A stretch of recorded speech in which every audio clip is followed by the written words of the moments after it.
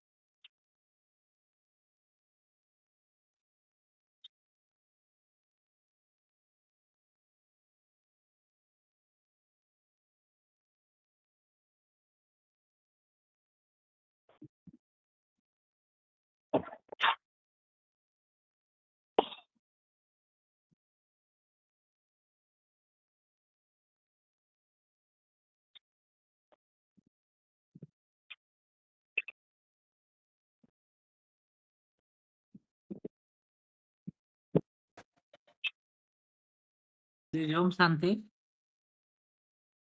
हाँ जी, बताइए। बेसिक आज है शिव शंकर। एक कैसे होगा इसका है तो है बेसिक कोर्स। इसमें ये दिखाया गया है कि शिव और शंकर का जो चित्र दिखाते हैं वो जो मंदिर में दिखाते हैं शिवलिंग दिखाते हैं और शंकर शरीरधारी। इससे साबित होता है कि शिव और शंकर एक नहीं है। शिव और शंकर अलग अलग है। माने शिव जो है मतलब शिव माने होता है कल्याणकारी और शंकर शंकर माने संहारकारी। माने शिव और शंकर जो है वो दोनों जो है से अलग अलग हैं। और उसमें उसमें दिखाते हैं शिव मतलब होता है कल्याणकारी, मतलब शिव परमात्मा परमपिता परमात्मा सभी आत्माओं का बाप है। और जो शंकर जो है मनुष्य सृष्टि का बाप है। तो उसमें जो दिखाते हैं शिव शंकर भक्ति में दिखाते हैं कि एक हो गए।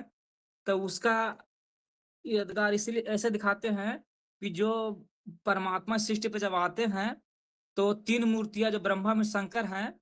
तो ब्रह्मा में शंकर जो है उनमें से जो ऐसे स्थापना पालना विनाश का जो तीनों द्वारा कार्य करते हैं। तो जो मुकर रथ से जो कार्य करते हैं वो शंकर में ही करते हैं। तो शंकर में ही शिव बाप जो ऐसे प्रवेश करके सारी दुनिया को कल्याण करते हैं। तो इसलिए भक्ति मार्ग में जो मंदिर में दिखाते हैं कि शिवलिंग और उसमें दिखाते हैं कि जलाधारी भी है। मतलब वो जो गीता जो ऐसे बोलते हैं ना, ते माता च पिता तमेव तमेव वंशस्का तमेव तमेव सर्वमम देवा देवा। माने वो परमात्मा जो है वो माता पिता के पाठ हो जाते हैं और वो सर्व संबंध बच्चों से जोड़ते हैं। माता पिता का भी पाठ बजाते हैं, मित्र भी बनते हैं, सखा भी बनते हैं। मैंने हर संबंध जो है से बाप आकर के बच्चों के साथ संबंध जोड़ते हैं। इसीलिए वो दिखाते हैं कि शिवलिंग में उसका चित्र दिखाते हैं कि अर्धनारी स्वरूप भी दिखाते हैं। मैंने वो शिव जो है से माता पिता का पाठ मुख बजाते हैं, बच्चों के संपर्क आकर करते हैं। तो उसमें इसलिए बोलते हैं भक्ति मार्ग में कि शंकर माने संहारकारी और शिव माने कल्याणकारी। तो शिव जो है वो तो सबका कल्याण, सारी दुनिया कल्याण करते हैं। और शंकर जो जो है वो जो है दुर्गुणों का विनाश उनके द्वारा होता है। तो कैसे होता है? तो वो जो है बाबा बोलते हैं कि जो गीता में आया है कि जो आत्मिक स्थिति में अगर अगर किसी को अ, अगर आत्मिक स्थिति में होकर किसी को अगर कोई अगर हत्या कर दे किसी को तो उस पर पाप नहीं लगता है। तो शंकर जो है वो जो है से शिव समान जो है सृष्टि धारण कर लेता है। शिव समान सृष्टि धारण करके और जो है से सारी दुनिया जो दुर्गुणों का जो है उसका जो है से विनाश करने के निमित्त बनता है। तो इसीलिए जिसमें उस परंतु उस साधारण तन भी बोला गया है। तो साधारण तन जो है शंकर का जो है से कहते हैं कि गीता में आया ना कि परमात्मा को सृष्टि पे जब आते हैं तो मूढ़मति लोग पहचान नहीं पाते साधारण तन को। इसलिए जो गीता में जो आया है ना कि नौ का जो है से 9 का 11वां में आया है कि अवजंती मां मूढ़ा मानुषी तनु आश्रितम परम भाव अवजंतो मम भूत महेश्वरम। मतलब जो है से जो मूर्ख लोग होते हैं वो जो साधारण तन को जो शंकर महादेव का जो है उस तन को जो है साधारण तन में जो परमात्मा का आए हुए को पहचान नहीं पाते हैं। तो इसीलिए भगवान कहते हैं कि मैं अभी इस सृष्टि पर साधारण तन में आया हुआ हूँ और सभी बच्चों को कल्याण करने के लिए आया हूँ। हर आत्मा का जो है से अधिकार है कि उस परमात्मा को जान करके, पहचान करके और जो है से राजयोग के द्वारा जो है से प्राप्ति कर सकते हैं। और इसमें जिसमें दिखाते हैं कि मंदिर में दिखाते हैं ना कि शिवालय कहते हैं, शंकर वाला नहीं कहते हैं। यानी जो शिव जो है से आकर के इस सृष्टि पर आकर के जो शिवालय जो बनाते हैं, माने शिवालय माने जो है से उसको गाया हुआ है।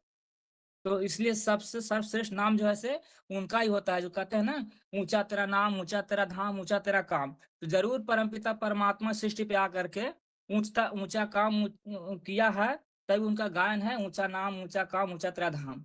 तो वो जो है से आत्माओं का बाप सुप्रीम सोल जो है वही जो है से सृष्टि पे आकर के सारी दुनिया को कल्याण करता है। अगर और कोई मनुष्य किए होते, गुरु लोग किए होते तो जो है से दुनिया जो है से सदगति की ओर जाता। लेकिन देखा जा रहा है कि सृष्टि जो है से दिन प्रतिदिन जो है से नीचे की ओर गिरता गिरता जा रहा है। तो जो गीता में आया है कि जब जब धर्म ग्लानि होता है तब तब परमात्मा सृष्टि पे आकर के सज्जनों को जो है से रक्षा करते हैं और दुर्गुणों को नाश करते हैं। तो इसमें जो है से इसके लिए बाबा बताया कि इसमें हम और लोग को ये बता सकते हैं कि परमात्मा को प्राप्ति करने के लिए जो है सत्संग जरूरी है। और जो उस सत्संग के लिए जो है से ब्रह्मचर्य जरूरी है, शुद्ध अन्न खाना चाहिए, दैवी गुण धारण करना चाहिए और सत्संग जो है से जरूर करना चाहिए। तभी जो है से परमात्मा से हम प्राप्ति ले सकते हैं। और जो 4 गुण जब हमारे में जब इस चीज को हम धारण करेंगे तो जो 5 विकार जो है काम क्रोध लोभ मोह अहंकार जो है वो जो है से हमारे नजदीक नहीं आएगा। क्योंकि हम परमपिता परमात्मा के श्रीमत पर चल करके हम परमपिता परमात्मा के याद में रहेंगे। तो जो है से जो 5 विकारे जो है से हमारा जो है से अटैच नहीं कर सकता है। इसलिए ये सत्संग भी जरूरी है, शुद्ध अन्न और ब्रह्मचर्य का पालन करना और दैवी गुण धारण करना। जब आप बोलते हैं किसी को सुख दो, ना किसी को दुख दो और ना किसी को दुख दो, सुख लो और सुख दो, ये तुम्हारा जो है से तुम्हारा जो है से बाबा का श्रीमत है। तो ऐसे हम बताएंगे। और सब ये यही है कि सभी आत्माओं का बाप एक जो है से शिव ही है। और सभी मनुष्य सृष्टि का बाप जो है से मनुष्य सृष्टि का बाप जो है से वो जिसको राम बोला जाता है, तो वही जो है से सभी मनुष्य सृष्टि का बाप है। जिसको बताया कि जिसमें शंकर जो है से अकर्ता बोला गया है।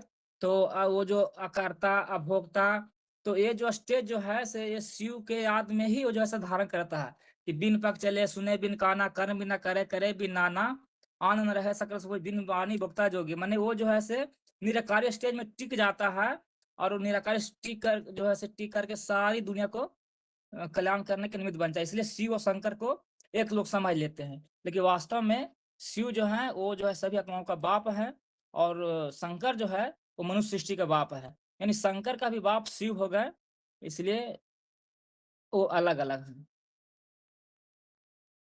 ओम शांति दी। दीदी 1 मिनट माताजी, वैसे ये समझ में नहीं आया हमें, आप शिव शंकर का अंतर बता रहे थे, लेकिन ये राजयोग के स्तंभ क्यों बताया आपने इसमें? राजू का स्तंभ इसलिए बताया गया सत्संग वगैरह की बातें, वास्तव में ये कनेक्शन नहीं समझ आया हमें, थोड़ा सा अलग लग रहा है। शिव शंकर के अंतर में तो शिव शंकर के जो भी इसमें गुण है वो बताने चाहिए, स्थिति बतानी चाहिए, फिर वो दोनों एक कैसे हो गए वो बताना चाहिए। हाँ दी, तो बताया ना कि जिसमें वो तो शिव जब सृष्टि पे आते हैं तो उनको याद में जो है से वो जो है यहाँ से पे सत्संग वगैरह की 4 स्तंभ की बातें किस प्रसंग में बताई, वो नहीं समझ आया हमें इस सूत्र में। ये जिससे मैं इसलिए बताया कि मैंने जो हम परमात्मा से जब प्राप्ति हम तभी कर सकते हैं जब हम ये 4 स्तंभ को जो है से हम धारण करेंगे, तो हम भी जो है से राजयोग द्वारा जो है से हम परमात्मा को प्राप्ति कर सकते हैं। बाकी तो अंतर दीदी बताया शिव शंकर के अंतर्मुख, तो यही आज इस कोर्स का था कि शिव ठीक है, शंकर। और शिव शंकर के अंतर वाला एक वीडियो बना हुआ है, अब देखिएगा नेट में, वेबसाइट में, फिर उसको लेकर के सुन के फिर अपना टॉपिक रेडी कीजिएगा। ठीक, ठीक है दीदी। आगे बताइए मैं तुम्हें। दीदी 24/5/68 ओम हाँ जी। शांति। जो मेरा अगले चित्र अधूरा था ना, सीडी का चित्र थोड़ा सा बताया था, हाँ और जी। थोड़ा अभी बताऊंगी, 3 बाद में बताऊंगी तभी पूरा होगा ना। हाँ जी। तो अभी बता, जहाँ से अधूरा था वहां से।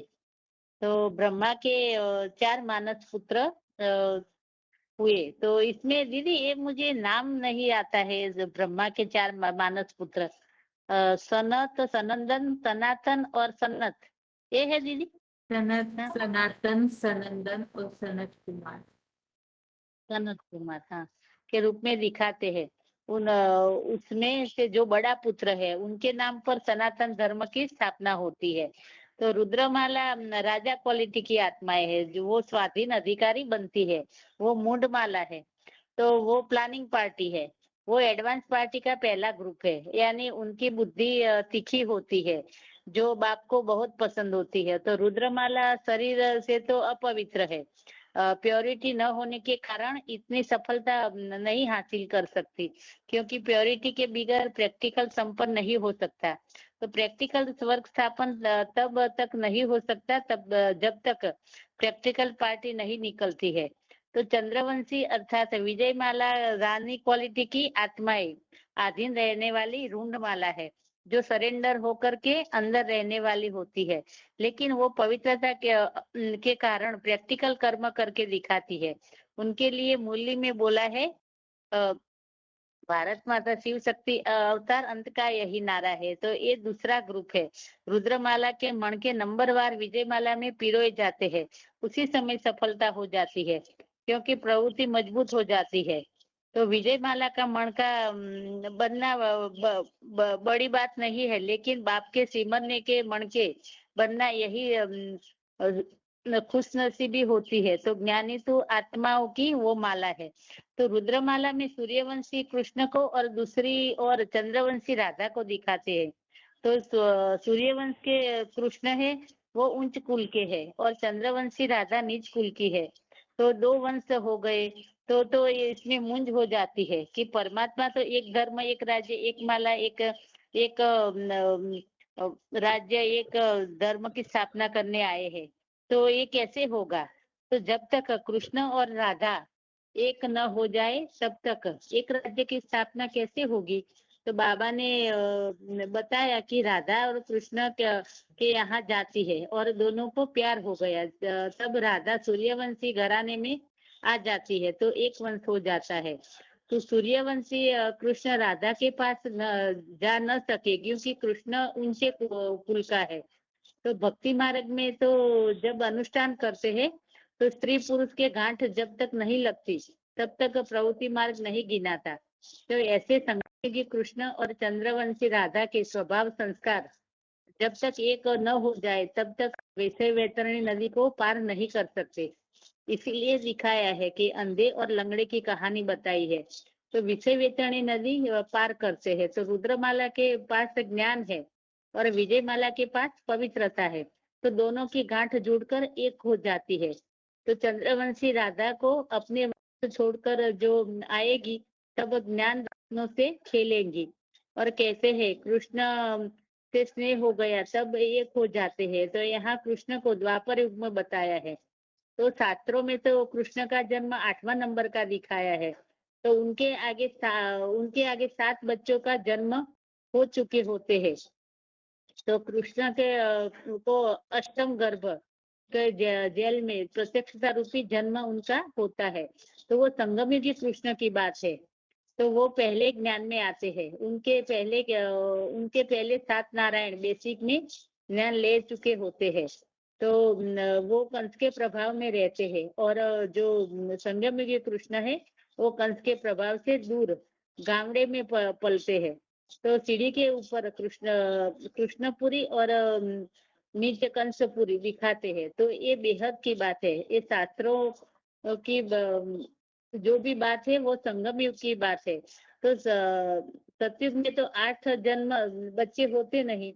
तो ये संगम युग कृष्ण की ये बात है। सतयुग में 2 जुड़वा बच्चे जन्म लेते हैं। तो इसमें बताया है कि लंगड़े और अंधे की कहानी। तो लंगड़ा है, अंधे के ऊपर चढ़कर बैठते हैं और लंगड़ा रास्ता बताता है। तो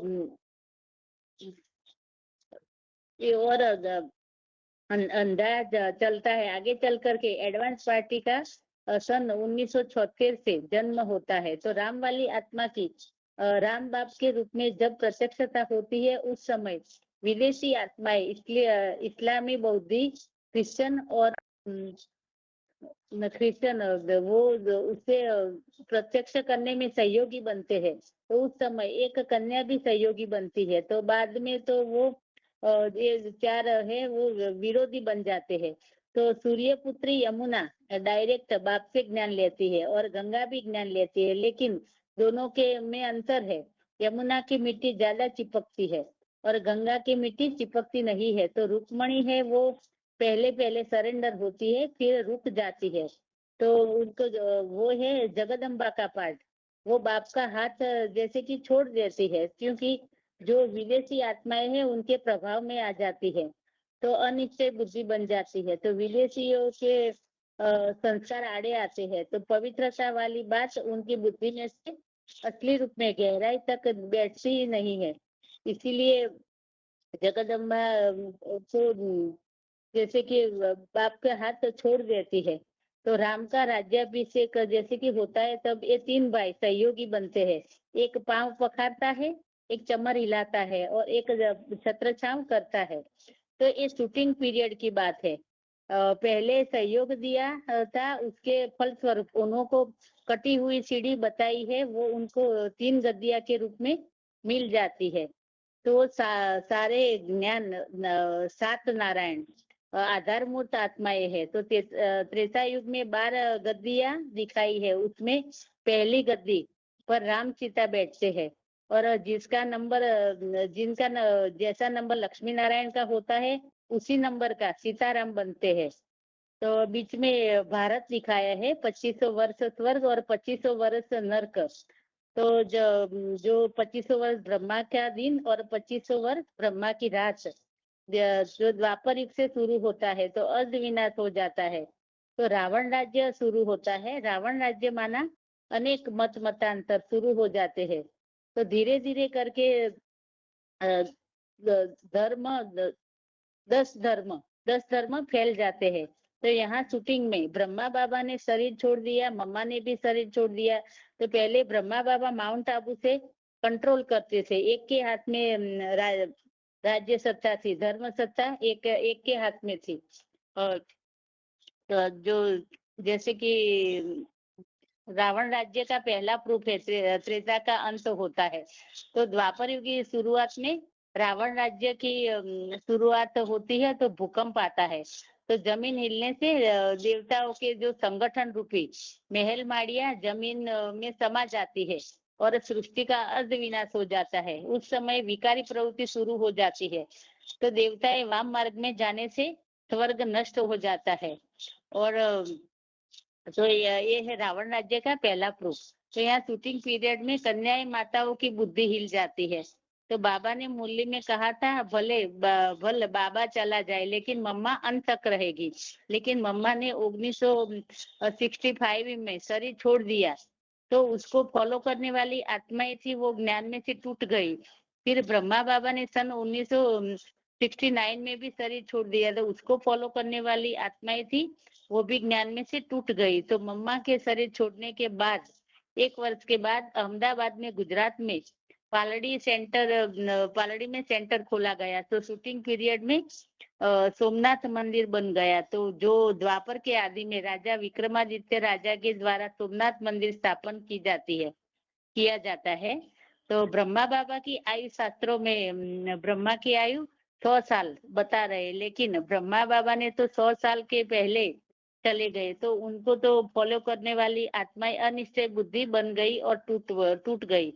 तो ब्रॉड ड्रामा में एक एक शिव की पूजा दिखाई है, और शूटिंग पीरियड में शिव का कास्केट रखा जाता है। तो मेडिटेशन हॉल में उनके ऊपर ज्योतिर्बिंदु की याद करते थे। तो फिर तीसरा प्रूफ है अजंता इलोरा और कलहरी के और एलिफेंटा के आदि के गुफाओं में ढेर सैकड़ों हजारों चित्र बनाए गए, और 300-400 वर्ष के बाद ये चित्र द्वापर के बनाए गए। ऐसे ही यहाँ यज्ञ में मम्मा के शरीर छोड़ने के बाद मनमत पर ढेर चित्र बनाए गए। फिर इस चित्रों के आधार पर 500 वर्ष के बाद जैसे कि भक्ति मार्ग में ढेर शास्त्र बनाए गए।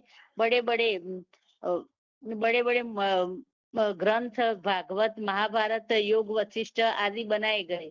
और शूटिंग पीरियड में ब्राह्मणों की दुनिया में एक अद्भुत जीवन कहानी, महाभारत, योग की विधि आदि मोटे ग्रंथ बनाए गए। पहले गीता शास्त्र बनाई गई, उनमें बाप की जगह बच्चे का नाम डाल दिया, और भक्ति मार्ग में गीता को कृष्ण का भगवान बना दिया। तो शूटिंग में भागवत में बताया गोपियों को कृष्ण ने भगाया। तो यहाँ तो शूटिंग पीरियड में ब्रह्मा बाबा का चित्र छपाया गया, तो सबने समझ लिया कि ये ब्रह्मा की बात है, लेकिन ये तो प्रजापिता ब्रह्मा की संगम युगी कृष्ण की बात है। तो अभी संगम युग में मूल्य सुनने के लिए अपना सब कुछ छोड़ करके जो मधुवन में आते हैं। तो बाद में ब्रॉड ड्रामा में शिव की अव्यभिचारी पूजा, शिव के मंदिर दिखाई है। तो यहाँ शिव ज्योतिर्बिंदु का कास्केट मेडिटेशन हॉल में लगाया गया। फिर प्रवृत्ति के कारण लक्ष्मी नारायण की युगल की पूजा दिखाई गई, तो उनकी पूजा करने वालों को साथ दिखाया है। तो यहाँ मम्मा बाबा का भी हॉल में फोटो और चित्र लगाया गया। दीदी यहाँ तक बताती हूँ, अगली बार बताऊंगी दीदी। हाँ दीदी, तीसरे पार्ट में बताऊंगी अगली बार। ठीक है, आगे बताइए माता जी। जी दीदी, बेसिक वालों के लिए बाप टीचर सदगुरु का पाठ बताना है हाँ कि बाप टीचर सदगुरु का पाठ किसका है। आज हम मुरली का एक महावाक्य समझेंगे कि बाप टीचर सदगुरु का पाठ एक ही व्यक्तित्व के द्वारा बजाता हूँ। तो त्रिमूर्ति चित्र में वो व्यक्तित्व कौन है वो समझते हैं। आगे पॉइंट है, ब्रह्मा विष्णु शंकर तीनों का जन्म इकट्ठा है, या फिर शिव बाबा जब आते हैं तो 3 मूर्तियों के साथ आते हैं। स्थापना, पालना, विनाश के कर्तव्य के लिए 3 मूर्तियों का आधार लेते हैं, जिसके लिए श्लोक भी मिलता है, अविभक्तम च भूतेषु विभक्तम च स्थितम भूत भ्रष्ट च तद्ज्ञेयं ग्रसिष्णु प्रभविष्णु च, कि ब्रह्मा विष्णु शंकर द्वारा स्थापना, पालना, विनाश का कर्तव्य करते हैं, पर प्रत्यक्ष एक ही मूर्ति के द्वारा होते हैं, क्योंकि मनुष्य नाम सहस्रेषु कश्चित् यतिति सिद्धे यतताम अपि सिद्धानाम कश्चित् माम वेत्ति तत्वतम। हजारों मनुष्य आत्माओं में कोई एक ही उन्हें यथार्थ रीति जानता है, तो वो एक आत्मा कौन है जो उन्हें यथार्थ रीति जान पाता है तीनों मूर्तियों में से, वो समझते हैं। अब 3 मूर्तियों में ब्रह्मा का पाठ बजाने वाली दादा लेखराज की आत्मा के लिए बेसिक और एडवांस दोनों ही मानते हैं कि उनकी आत्मा ही सतयुग में कृष्ण बनती है और संगम में सफेद पोषधारी ब्रह्मा का पाठ बजाती है। क्योंकि शिव उनमें प्रवेश करते हैं, तो पॉइंट आता है जिसमें भी प्रवेश करूं उसका नाम ब्रह्मा रखना पड़े। तो ये तो साफ है कि देवी देवताओं के पाठ यहाँ ही इस सृष्टि पर ही होते हैं, क्योंकि पॉइंट आता है ब्रह्मा विष्णु शंकर को भी अपना शरीर है। तो त्रिमूर्ति चित्र के बाकी दोनों देवताओं का भी पाठ ब्राह्मणों की दुनिया में होना चाहिए। जैसे कि त्रिमूर्ति चित्र में ब्रह्मा का मनुष्य रूप चित्र रखा है, वैसे ही शंकर और विष्णु के मनुष्य रूप पाठधारी का परिचय भी यहाँ ब्राह्मण परिवार में ही मिलना चाहिए। तो बाप टीचर सद्गुरु के पाठ को समझने से उनका परिचय भी मिल जाएगा। अब बाप टीचर और सद्गुरु जो एक ही व्यक्तित्व द्वारा पाठ बजता है, वो पाठधारी इन तीन मूर्तियों में से कौन है? पहले बाप टीचर सद्गुरु का कर्तव्य समझते हैं। जैसे लौकिक में भी बाप का काम है आदि में बीजारोपण करना और अंत में बच्चे को वर्षा देना। जैसे बाप के पास मकान है तो मकान दे जाएगा, दुकान है तो दुकान। अगर मकान दुकान है ही नहीं तो देगा कहाँ से? और लौकिक में टीचर का काम है हिज्जे हिज्जे करके टेक्स्ट बुक का क्लेरिफिकेशन करना, समझाने देना। और सद्गुरु लौकिक में सद्गुरु तो होते ही नहीं है, केवल गुरु होते हैं। सच्चा गुरु एक ही हो सकता है और सद्गुरु का कर्तव्य क्या है? सद्गति देना, बच्चों की मन बुद्धि और शरीर की भी सद्गति करना, अपने साथ ले जाना। पहले तो मन बुद्धि रूपी बीज की सद्गति की बात है कि मन बुद्धि केवल ज्ञान में रमण करे, ज्ञान का मनन चिंतन करे, देहधारियों के बारे में विचार ना करे, देह के संबंध, देह के पदार्थों में लगाव ना हो। अगर देह के बारे में विचार चलते हैं तो मन बुद्धि की सद्गति नहीं करेंगे। बीज की सद्गति से फिर शरीर रूपी वृक्ष की सद्गति भी होती है। तभी कीर्तन करते हैं तो गाते हैं, नैया मेरी पार लगा दे। नैया शरीर को कहा जाता है, शंकर चाप जहाज भी कहते हैं। फिर इसके लिए श्लोक भी आता है, सर्वम ज्ञान प्लवेन एव वृजिनम संतृष्यसि। माना पापी भी जहाज से पाप समुद्र को तैरकर पार कर जाएगा। एक लौकिक बाप टीचर तो हो सकता है, लेकिन लौकिक बाप सद्गति करने वाला सद्गुरु नहीं हो सकता। यह सृष्टि की एक ही आत्मा का पाठ है। वो कौन है? क्या ब्रह्मा द्वारा ये सारे कर्तव्य पूरे किए गए हैं? आदि में बाप के रूप में ज्ञान का बीजारोपण करना, मध्य में टीचर और अंत में सद्गति करने वाले सद्गुरु के रूप में पाठ बजाया गया है क्या? अगर ब्रह्मा बाबा के लिए कहें तो कहते ये समझते हैं। आदि की थोड़ी कहानी को सुनेंगे। कहा जाता है सन 36-37 में ब्रह्मा बाबा को साक्षात्कार हुए और उनमें शिव ने प्रवेश किया और मुरलियां सुनाई, ज्ञान की वाणी सुनाई। पर मुरली में ये पॉइंट भी आता है कि साक्षात्कार को प्रवेशता नहीं कहा जाएगा। यानी ब्रह्मा बाबा को सिर्फ साक्षात्कार हुए थे, जैसे भक्ति मार्ग में मीरा और रैदास को भी हुए थे, पर इससे यह साबित नहीं होता कि उनमें भगवान ने प्रवेश किया था। माना नौता भक्ति करने वालों को साक्षात्कार होते हैं और इसीलिए उन्हें भी हुए।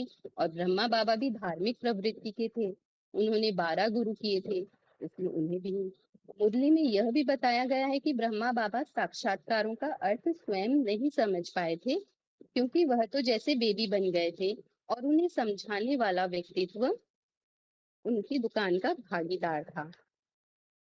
क्योंकि मुरली में बताया है सेल्समैन जब होशियार देखा जाता है तो भागीदार बनाया जाता है, जिनके द्वारा शिव ने साक्षात्कारों की समझानी दी थी और समझानी देने वाले व्यक्तित्व के द्वारा ही ज्ञान का बीज डाला गया था। पॉइंट है, शिव बाबा ने कलकत्ते में जन्म लिया क्योंकि भागीदार कलकत्ते के रहवासी थे। इन मूल्य पॉइंट से पता चलता है कि ज्ञान का बीज किसी और के द्वारा कलकत्ते में डाला गया था और ब्रह्मा बाबा तो खुद ही जैसे बेबी बन गए थे। और बाप का अंत का काम है सुख शांति का, राजाई का वर्षा देना। जैसे हमने समझा किसी बाप के पास दुकान और मकान यदि है ही नहीं तो देगा कहाँ से, उसी प्रकार जब ब्रह्मा बाबा ने शरीर छोड़ा वे स्वयं सुख शांति में नहीं थे और हार्ट अटैक से शरीर छोड़ा था, तो वो बच्चों को सुख शांति का, राजाई का वर्षा कहाँ से देंगे? इसलिए अंत में वर्षा देने वाला भी कोई और व्यक्तित्व होगा और वह वही होगा जिन्होंने आदि में ब्रह्मा बाबा के साक्षात्कारों का अर्थ बताया, ज्ञान का बीज डाला। वही अंत में सुख शांति का वर्षा देने के निमित्त बनते हैं। तो यदि ब्रह्मा हमारा बाप नहीं है तो ब्रह्मा कौन है? वास्तव में ब्रह्मा हमारी माँ का पार्ट है, सृष्टि की माँ का पार्ट है।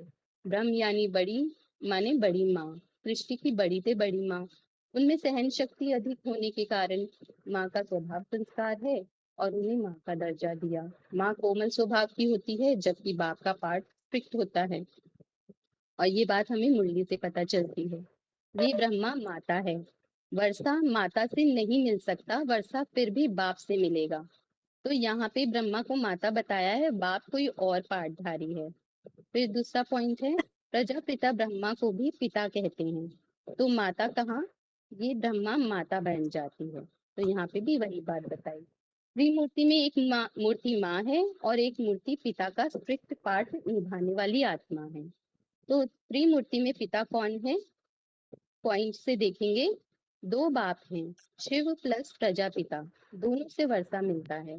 तो ब्रह्मा बाबा ना तो शिव है और ना ही प्रजापिता है, क्योंकि मुरली में बताया है उनका अंतिम जन्म लेखराज है, वह तो प्रजापिता बन नहीं सकता।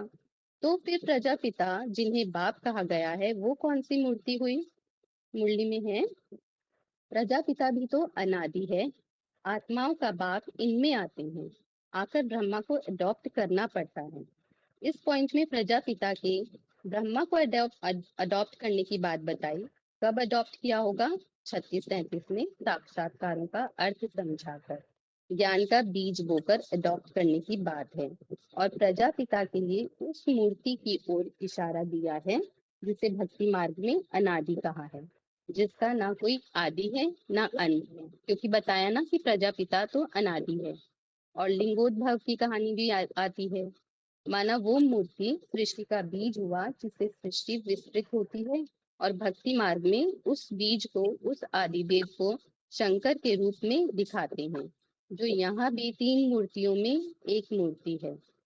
मुरली पॉइंट है, प्रजापिता ब्रह्मा कहो तो प्रजा का पिता हुआ, शिव बाबा को तो आत्माओं को का पिता कहेंगे, वह है अविनाशी बाप। ब्रह्मा बाबा में प्रवेश करके शिव ने कहा वह है अविनाशी बाप, मैं हूँ अविनाशी बाप ये नहीं कहा, ना ब्रह्मा के लिए कहा। कहने का मतलब है यहाँ शंकर की मूर्ति की तरफ अविनाशी बाप कह के इशारा दिया है, जो मनुष्य सृष्टि का बीज है, जिसका कभी विनाश नहीं होता, जो सदा कायम है, और वही शिव का मुकर्रर रथ भी कहा जाएगा, क्योंकि इस सृष्टि पर सदाकाल मौजूद है।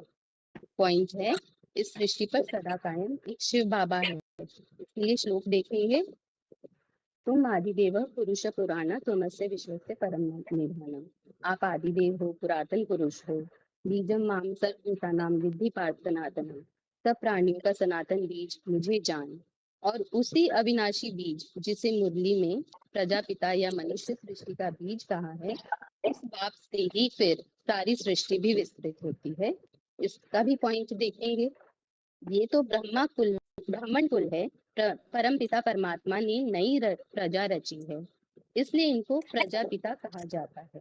शिव बाबा को व श्री कृष्ण को प्रजापिता नहीं कहेंगे, ये तो कृष्ण पर कलंक लगाए हैं कि 16,000 रानियां थी, ये तो प्रजापिता ब्रह्मा ने इतने बच्चे और बच्चियां पैदा की हैं। इस पॉइंट में बताया है कि ब्राह्मणों की दुनिया का विस्तार प्रजापिता से हुआ है, और मुरली में आता है सारी सृष्टि ही ब्रह्मा की औलाद बनी है, तो उस हिसाब से उन्हीं के द्वारा सृष्टि का विस्तार हुआ। दूसरा पॉइंट इसी से रिलेटेड है, प्रजापिता ब्रह्मा जिसको एडम कहा जाता है, उनको ग्रेट ग्रेट ग्रैंडफादर कहा जाता है। मनुष्य सृष्टि में प्रजापिता हुआ, एडम माना सृष्टि का पहला आदमी, जिससे तो सृष्टि फैलती है। इसके लिए श्लोक भी मिलता है, मया ततम इदम सर्वम जगत अव्यक्त मूर्तिना, मेरी अव्यक्त मूर्ति द्वारा जगत विस्तार को पाता है।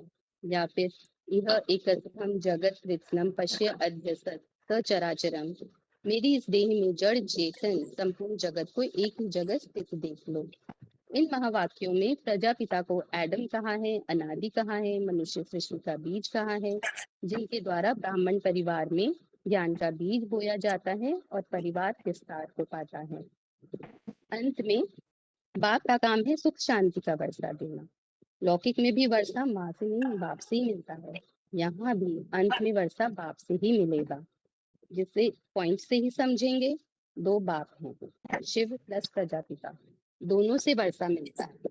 यहाँ पे भी ब्रह्मा की बात नहीं आई, हमने समझा वो तो माँ का पार्ट है। दूसरा पॉइंट है, ये ब्रह्मा माता है, वर्षा माता से नहीं मिल सकता, वर्षा पृथ्वी बाप से मिलेगा।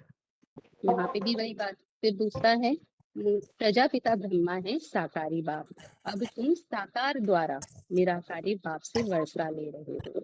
सृष्टि के माना सृष्टि के बाप के द्वारा सुख शांति पाने के श्लोक भी देखेंगे, सुहृदम सर्वभूतानाम सर्वलोक महेश्वरम ज्ञात्वा शांति विच्छति। मतलब मित्र रूप मुझ त्रिलोकीनाथ को जानकर शांति को पाता है, क्योंकि हम लोग इस ज्ञान में किस लिए हैं?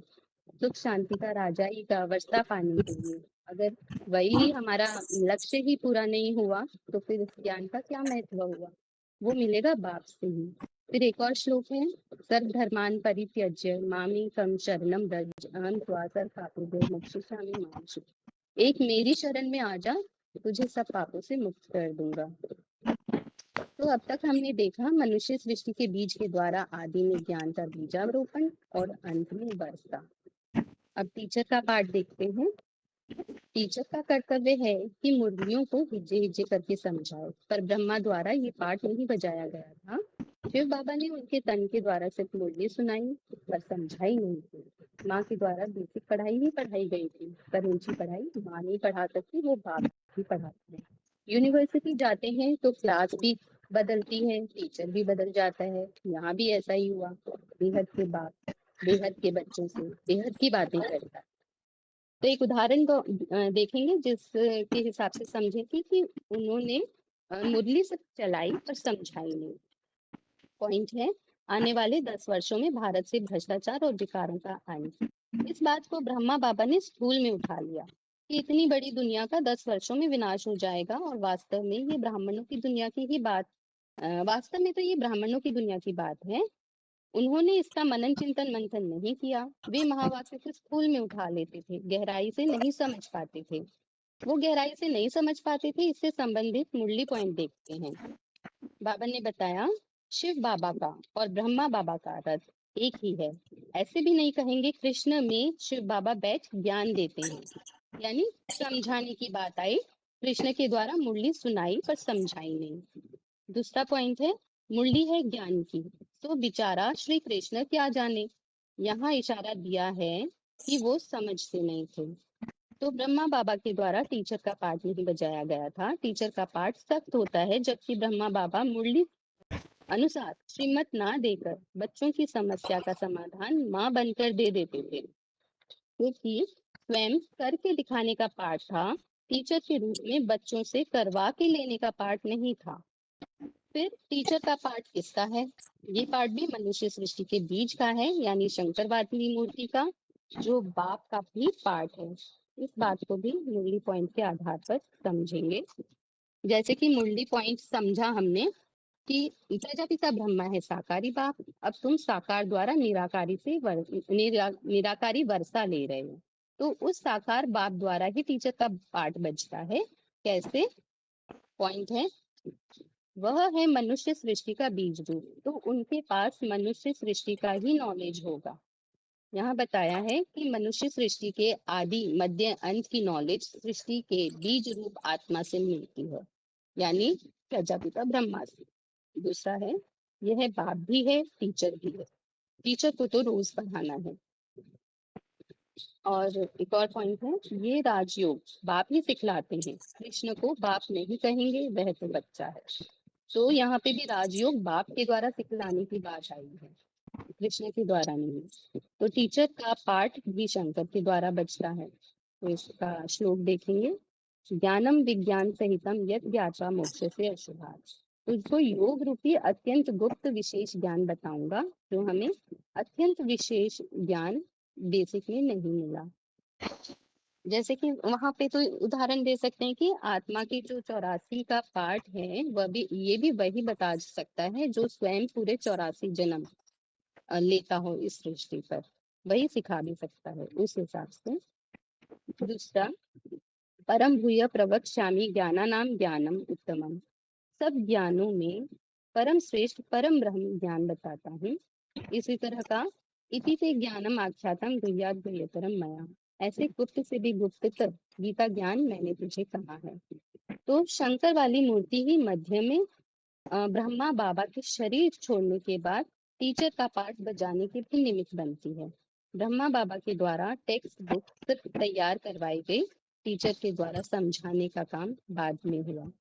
अब सदगुरु का पाठ देखेंगे। और ब्रह्मा बाबा का सदगुरु के रूप में मन बुद्धि की और शरीर की सदगति करने का पाठ भी दिखाई नहीं देता, क्योंकि बाबा ने 1969 में शरीर छोड़ दिया था। और छोड़ने से पहले भी मनन चिंतन के रूप में मन बुद्धि की सद्गति होनी चाहिए, तो स्वतः ही शरीर की भी सद्गति होती।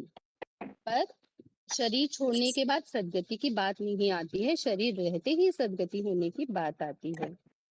उन्होंने मुरलियों का मनन चिंतन नहीं किया था, इसलिए पॉइंट आता है कि अभी गीता ज्ञान नहीं कहेंगे, अभी गीता ज्ञान कहेंगे, गीता ज्ञान अमृत नहीं कहेंगे।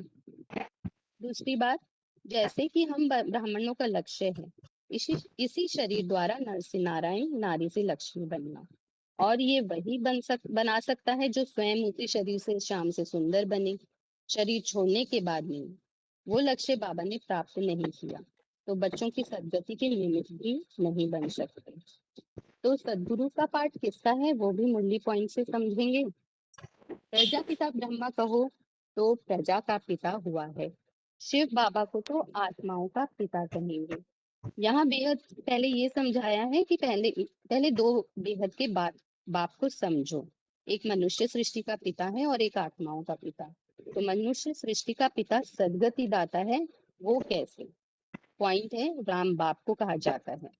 दूसरा पॉइंट है, गाते भी हैं सर्व का सद्गति दाता राम, परंतु बंदर बुद्धि होने के कारण समझते नहीं है कि राम किसको कहा जाता है। शिव को थोड़े ही राम कहा जाता है, परंतु पत्थर बुद्धि शिव को भी राम कह देते हैं। यहाँ सदगति करने वाला राम को कहा है, ब्रह्मा को भी नहीं कहा, और शिव जो है वो भी राम नहीं है। तो यहाँ पे भी पॉइंट साफ है कि मनुष्य सृष्टि का जो बीज है वो सर्व का सदगति दाता भी बनता है। दूसरा पॉइंट है, स्वर्ग का वर्षा बाप ही आकर देते हैं, पुकारते भी उनको हैं, हे राम, हे भगवान। यहाँ पर भी स्वर्ग का वर्षा देने वाला राम को कहा है, ब्रह्मा को नहीं। और स्वर्ग का वर्षा मिलना माना कि सद्गति मिलना। तीसरा पॉइंट, गीता मैंने उच्चारी, मैंने राजयोग सिखलाया और स्वर्ग की स्थापना की, मैं हूँ कि निराकार परमपिता परमात्मा में, नहीं सॉरी, परमात्मा, मैं तुम सर्व आत्माओं का बाप, मनुष्य सृष्टि का बीज रूप हूँ, मुझे ही वृक्षपति कहा जाता है। वृक्षपति यानी कि जो बड़े से बड़ा बृहस्पति गुरु माना जाता है, बताया जाता है, और जो ये सारी सृष्टि रूपी वृक्ष है, इसका बीज है, उसका पति है। ये शिव के लिए बात नहीं आती है। और यहाँ पर भी मनुष्य सृष्टि के बीज के लिए ही कहा कि राजयोग सिखला के स्वर्ग की स्थापना की। फिर एक और पॉइंट है, वह सुप्रीम आकर ही इनको आप समान सुप्रीम बनाए और साथ ले जाते हैं। यहाँ कहा है कि शिव सुप्रीम आकर आप समान बनाते हैं, तो आप समान कौन बना? आप समान शंकर वाली मूर्ति बनती है, इसलिए भक्ति मार्ग में शिव के साथ शंकर को जोड़ा है, ब्रह्मा या विष्णु को नहीं जोड़ा जाता है।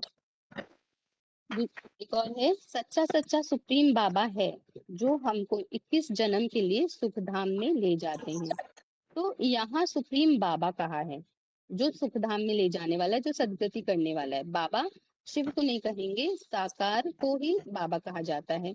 तो सुप्रीम बाबा यानी साकार प्लस निराकार की बात है, जब उन दोनों का मेल होता है, एक समान बनते हैं, तब सुख धाम में ले जाने की बात है। इसके लिए श्लोक देखते हैं, अंतकाले च माम एव स्मरन् मुक्त्वा कलेवरम यह प्रयाति स मद्भावं याति न अस्ति अत्र संशयः। अंत समय जो मेरी याद में शरीर छोड़ता है तो मुझे पाता है।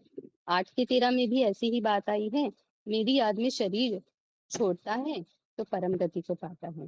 तो कहने का मतलब कि स्वर्ग जाने की सद्गति जाने की बात है, इसी शरीर के द्वारा, शरीर छोड़ने के बाद की बात नहीं है। तो राम बाप ही तीसरी मूर्ति शंकर का पाठ बजा।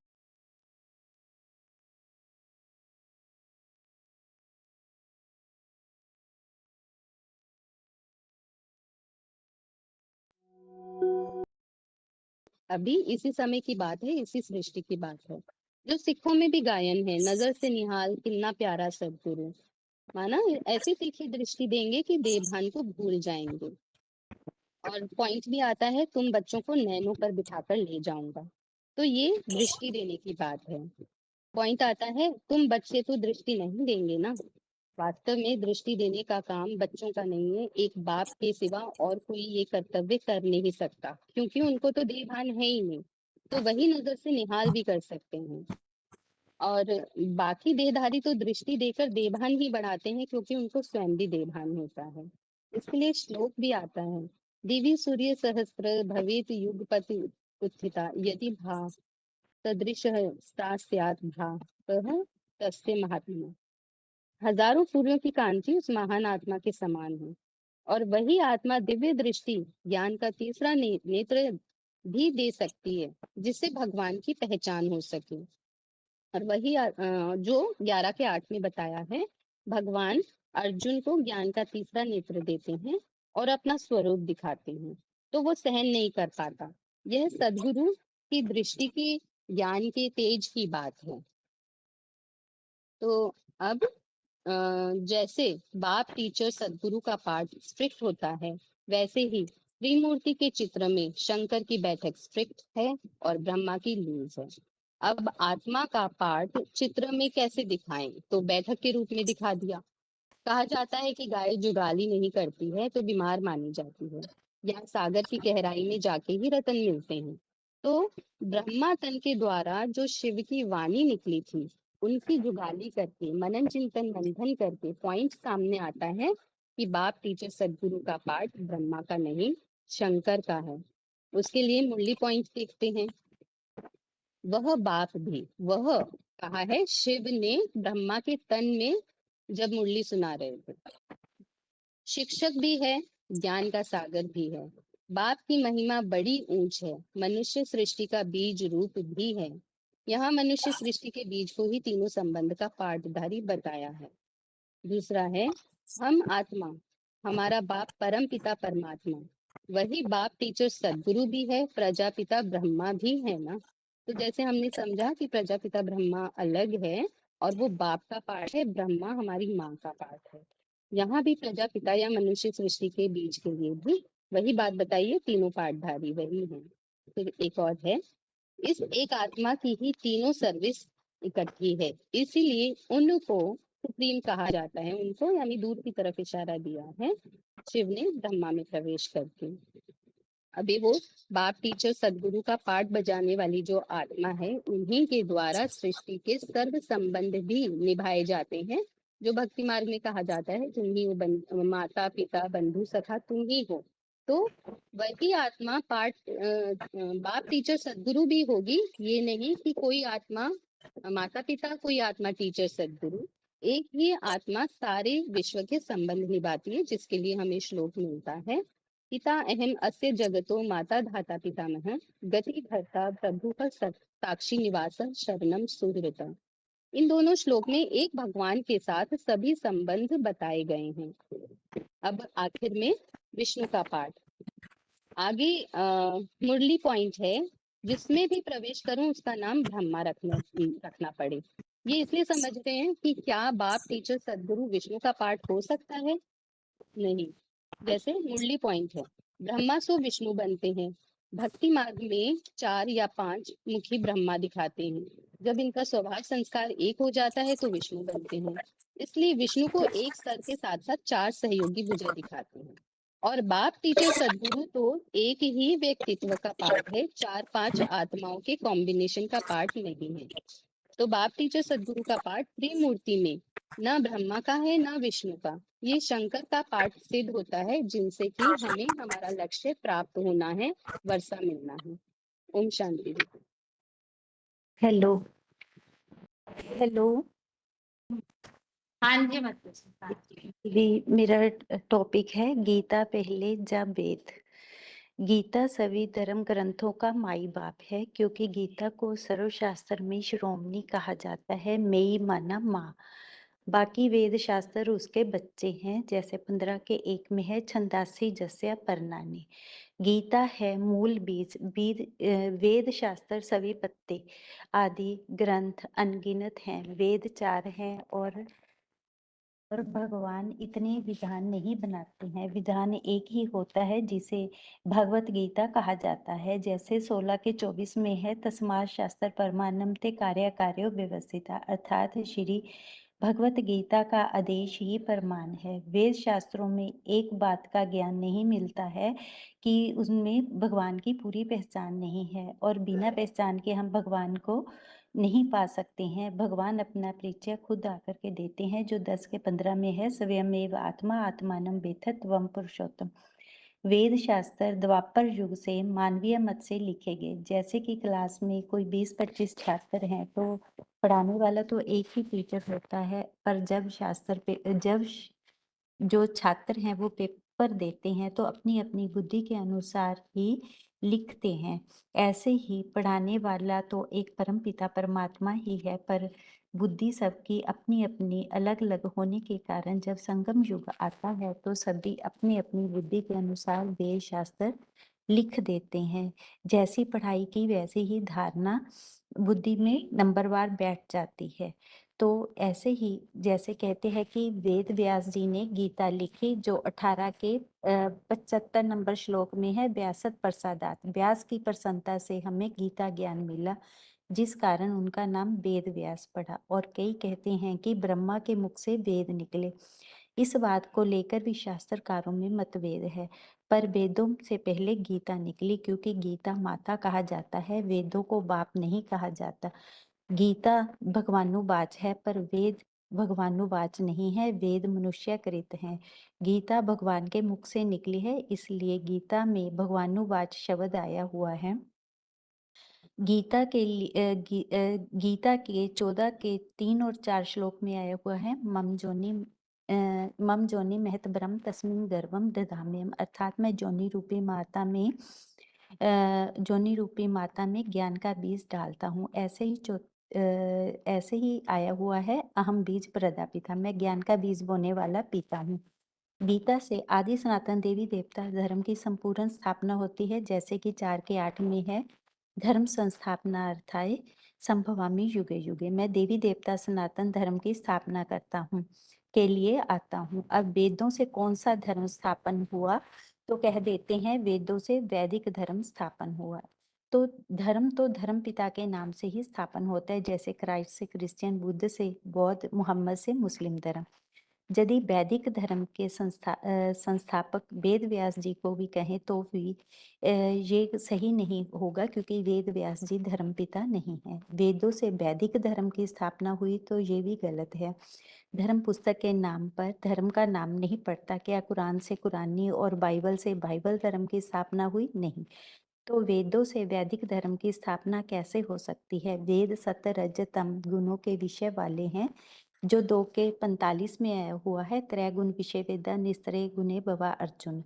आज वेद कोई नहीं पढ़ता, क्योंकि वेद में कहीं खेतों की तो कहीं खलियान की बात आई हुई है।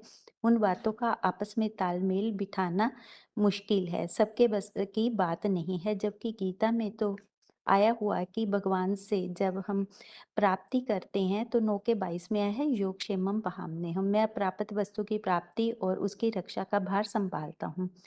वेद भगवान ही आकर के हमें बताते हैं कि ये वेद शास्त्र आदि ग्रंथ कोई धर्म ग्रंथ नहीं है, इनसे धर्म की स्थापना नहीं होती। मुख्य है गीता। पहले जब कोर्ट में सौगंध उठवाते थे तो गीता पर हाथ रख के उठवाते थे। कोई धर्म शास्त्र पर या वेदों पर हाथ रख के सौगंध नहीं उठवाई जाती थी। भगवान को हाजिर नाजिर जानकर सौगंध उठाई जाती थी। तो भी पता चलता है कि गीता भगवानुवाच है। गीता में भी लिखा हुआ है कि मैंने ये ज्ञान सबसे पहले किसे दिया, जो 4 के 1 में है, इमं विवस्ते योगम प्रोक्तवान अहम अव्ययम्, मैंने ये अविनाशी ज्ञान पे सबसे पहले विवस्वत को दिया। विवस्वत माने सूर्य को दिया। सूर्यवंशी राम गाए जाते हैं, ऐसे नहीं कि चंद्रवंशी कृष्ण को दिया। जब कोई मरते हैं तो भी उन्हें गीता ही सुनाई जाती है, खास तौर पे 18वां अध्याय, ना कि वेद सुनाए जाते हैं। 18वें अध्याय में ही मुक्ति जीवन मुक्ति का ज्ञान मिलता है। तो वेदों में तो मुक्ति जीवन मुक्ति का ज्ञान नहीं है।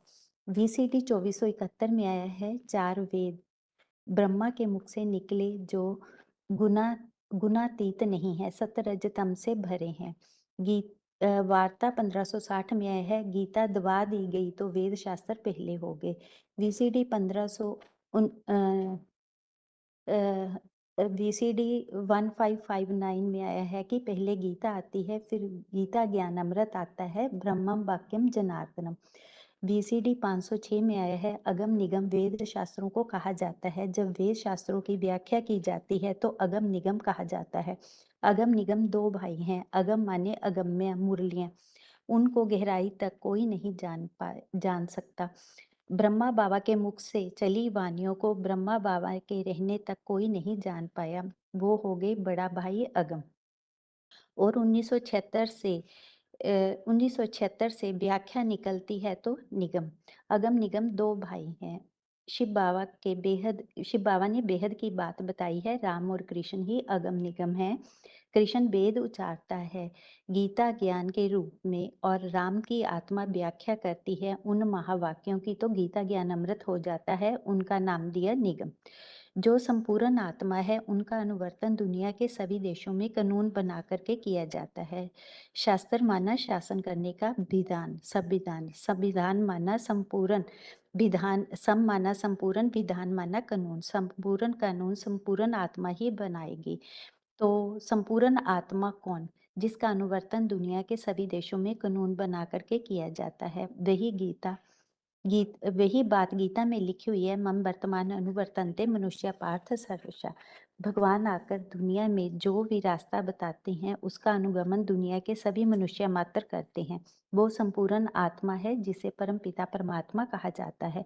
VCD 591 में आया है, शिव शंकर भोलेनाथ के फॉलोअर्स कड़क स्वभाव के होते हैं जैसे कानून। कानून बहुत कड़क होता है। कानून बनाने वाले और चलाने वाले और तोड़ने वाले और होते हैं। विधाता को कानून बनाने वाला कहा जाता है। परमपिता शिव जिस देव महादेव में प्रवेश करके पाठ बजाते हैं वो है असली विधाता। विधान बनाने वाला जो असली विधाता होता है वो अपने बनाए कानून को नहीं तोड़ता। तोड़ने वाले दूसरे होते हैं। विधि, विधाता और विधान। विधान कहा जाता है कॉन्स्टिट्यूशंस को, अर्थात मुरलियां। वो विधान बीज रूप में यज्ञ के आदि में ही आ चुका था, जिसे प्यू की वाणी कहा जाता है, जो बाद में लोप हो गई। तो अव्यक्त वाणी 2004 में आया है। ओपोजिशन करने वाले भी कौन होंगे?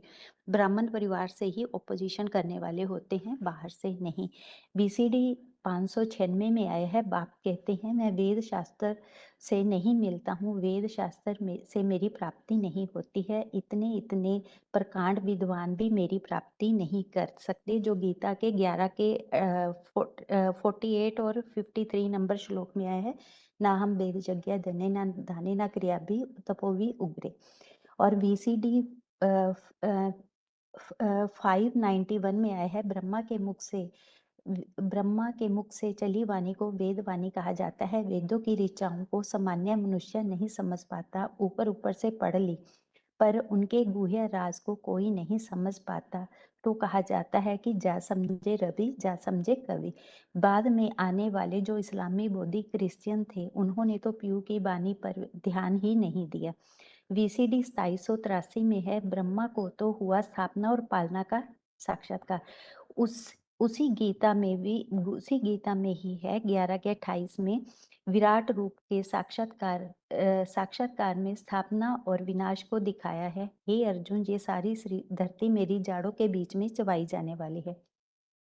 आग ही आग दिखाई है मुखों में। छोटे रूप में कृष्ण के मुख में पृथ्वी दिखाई गई है। ऐसे ही बलि को वामन अवतार में विराट रूप दिखाया है कि त्रिलोकी को 3 पैरों में माप लिया, सिर भी माप लिया। VCD 633 में है, कहते हैं कि व्यास भगवान ने शास्त्र बनाए, तो क्या सब शास्त्र झूठे हो सकते हैं? नहीं। द्वापर आदि में जब शास्त्र बने थे तो उनमें सच्चाई थी। पहले हर चीज सतो प्रधान होती है, फिर जैसे जैसे इंटरप्रिटेशन होता जाता है तो शास्त्र तामसी होते जाते हैं। ओम शांति दीदी। हेलो। ठीक है, हाँ जी। ठीक है। अभी हाथ सभी के नीचे किए हैं, और 8 प्रश्नों में से जो बाकी के 3 प्रश्न हमारे बाकी थे, उस टॉपिक संबंधित प्रश्न, उसमें से एक प्रश्न जो है, शास्त्र अगर झूठे हैं तो ब्रह्मा बाबा ने यह कहावत बार बार क्यों दोहराई कि ब्रह्मा भी उत्तर आए तो भी हम शास्त्रों को नहीं छोड़ेंगे। अभी अगर इस प्रश्न को हमें औरों को समझाना है तो सबसे पहला प्रश्न इस संबंधित है कि इस बात को समझना क्यों जरूरी है, शास्त्र झूठे हैं या नहीं।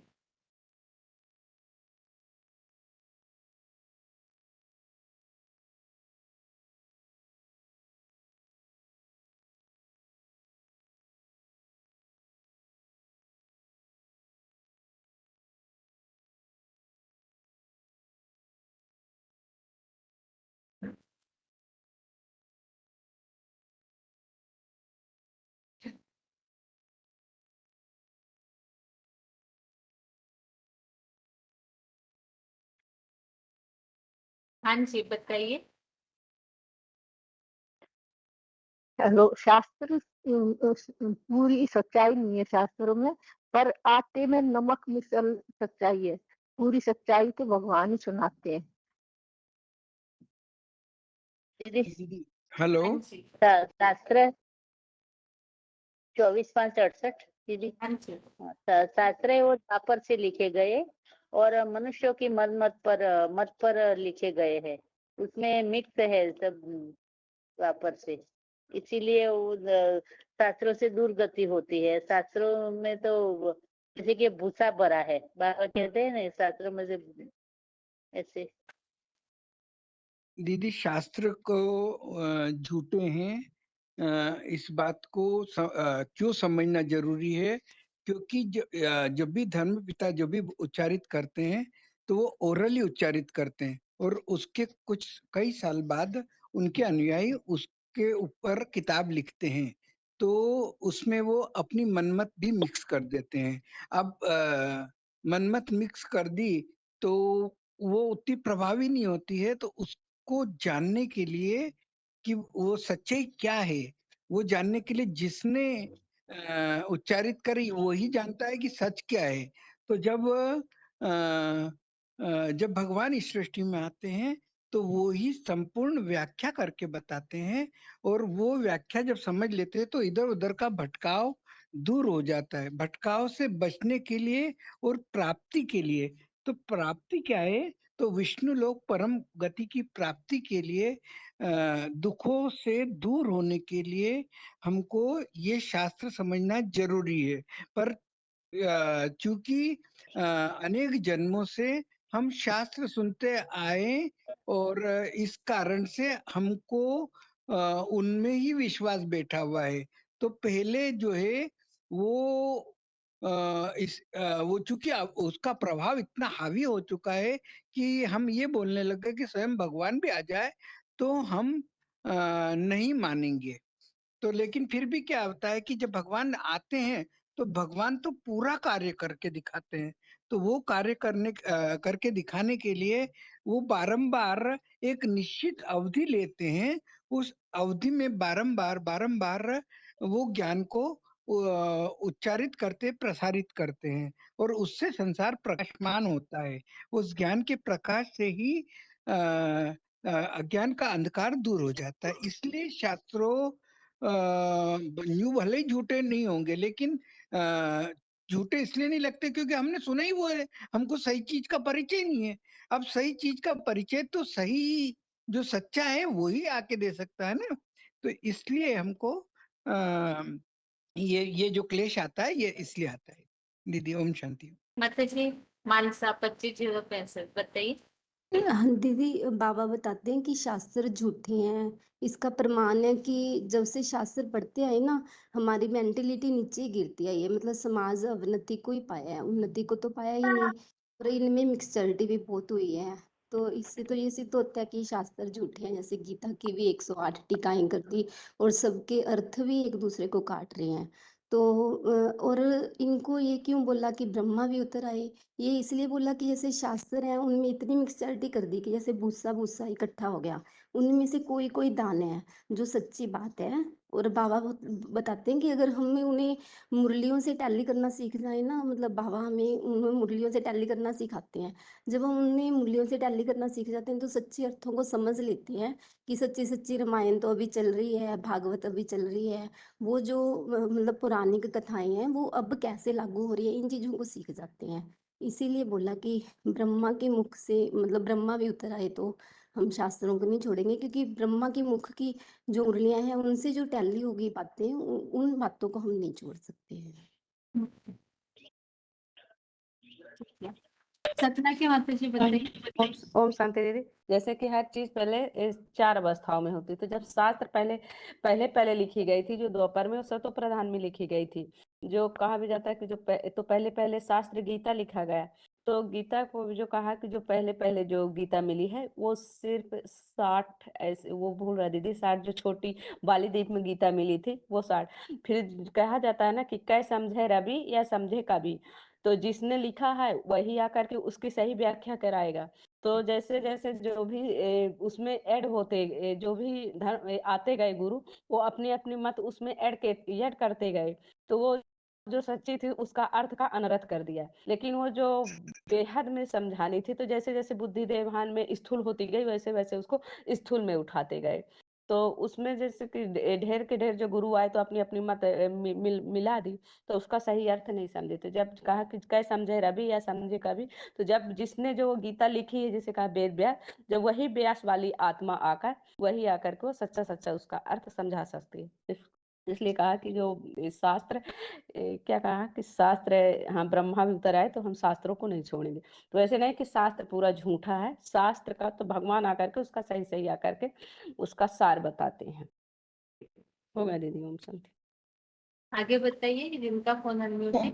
यहाँ ओम मूल शांति प्रश्न ये दीदी। है कि मतलब इस प्रश्न को समझना क्यों जरूरी है, इससे क्या फायदा होगा, ये भी बताइए। साथ में आप जो भी बता रहे प्रश्न के उत्तर में वो भी बता सकते हो, बताएंगे। दीदी आपने यही पूछा ना कि वेदों को हमें क्यों जानना है, मतलब कि उनको पढ़ने की क्या दरकार है? 8 प्रश्न जो है ना टॉपिक, तो उसमें से एक जो प्रश्न इस तरह से है कि शास्त्र अगर झूठे हैं होते, क्योंकि ब्रह्मा कुमारी तो ये कहती है ना शास्त्र झूठे हैं, तो इस हिसाब से ये पूछा है कि तो ब्रह्मा ने ये कहावत क्यों दोहराई कि ब्रह्मा भी उतर आए तो भी हम शास्त्रों को नहीं छोड़ेंगे।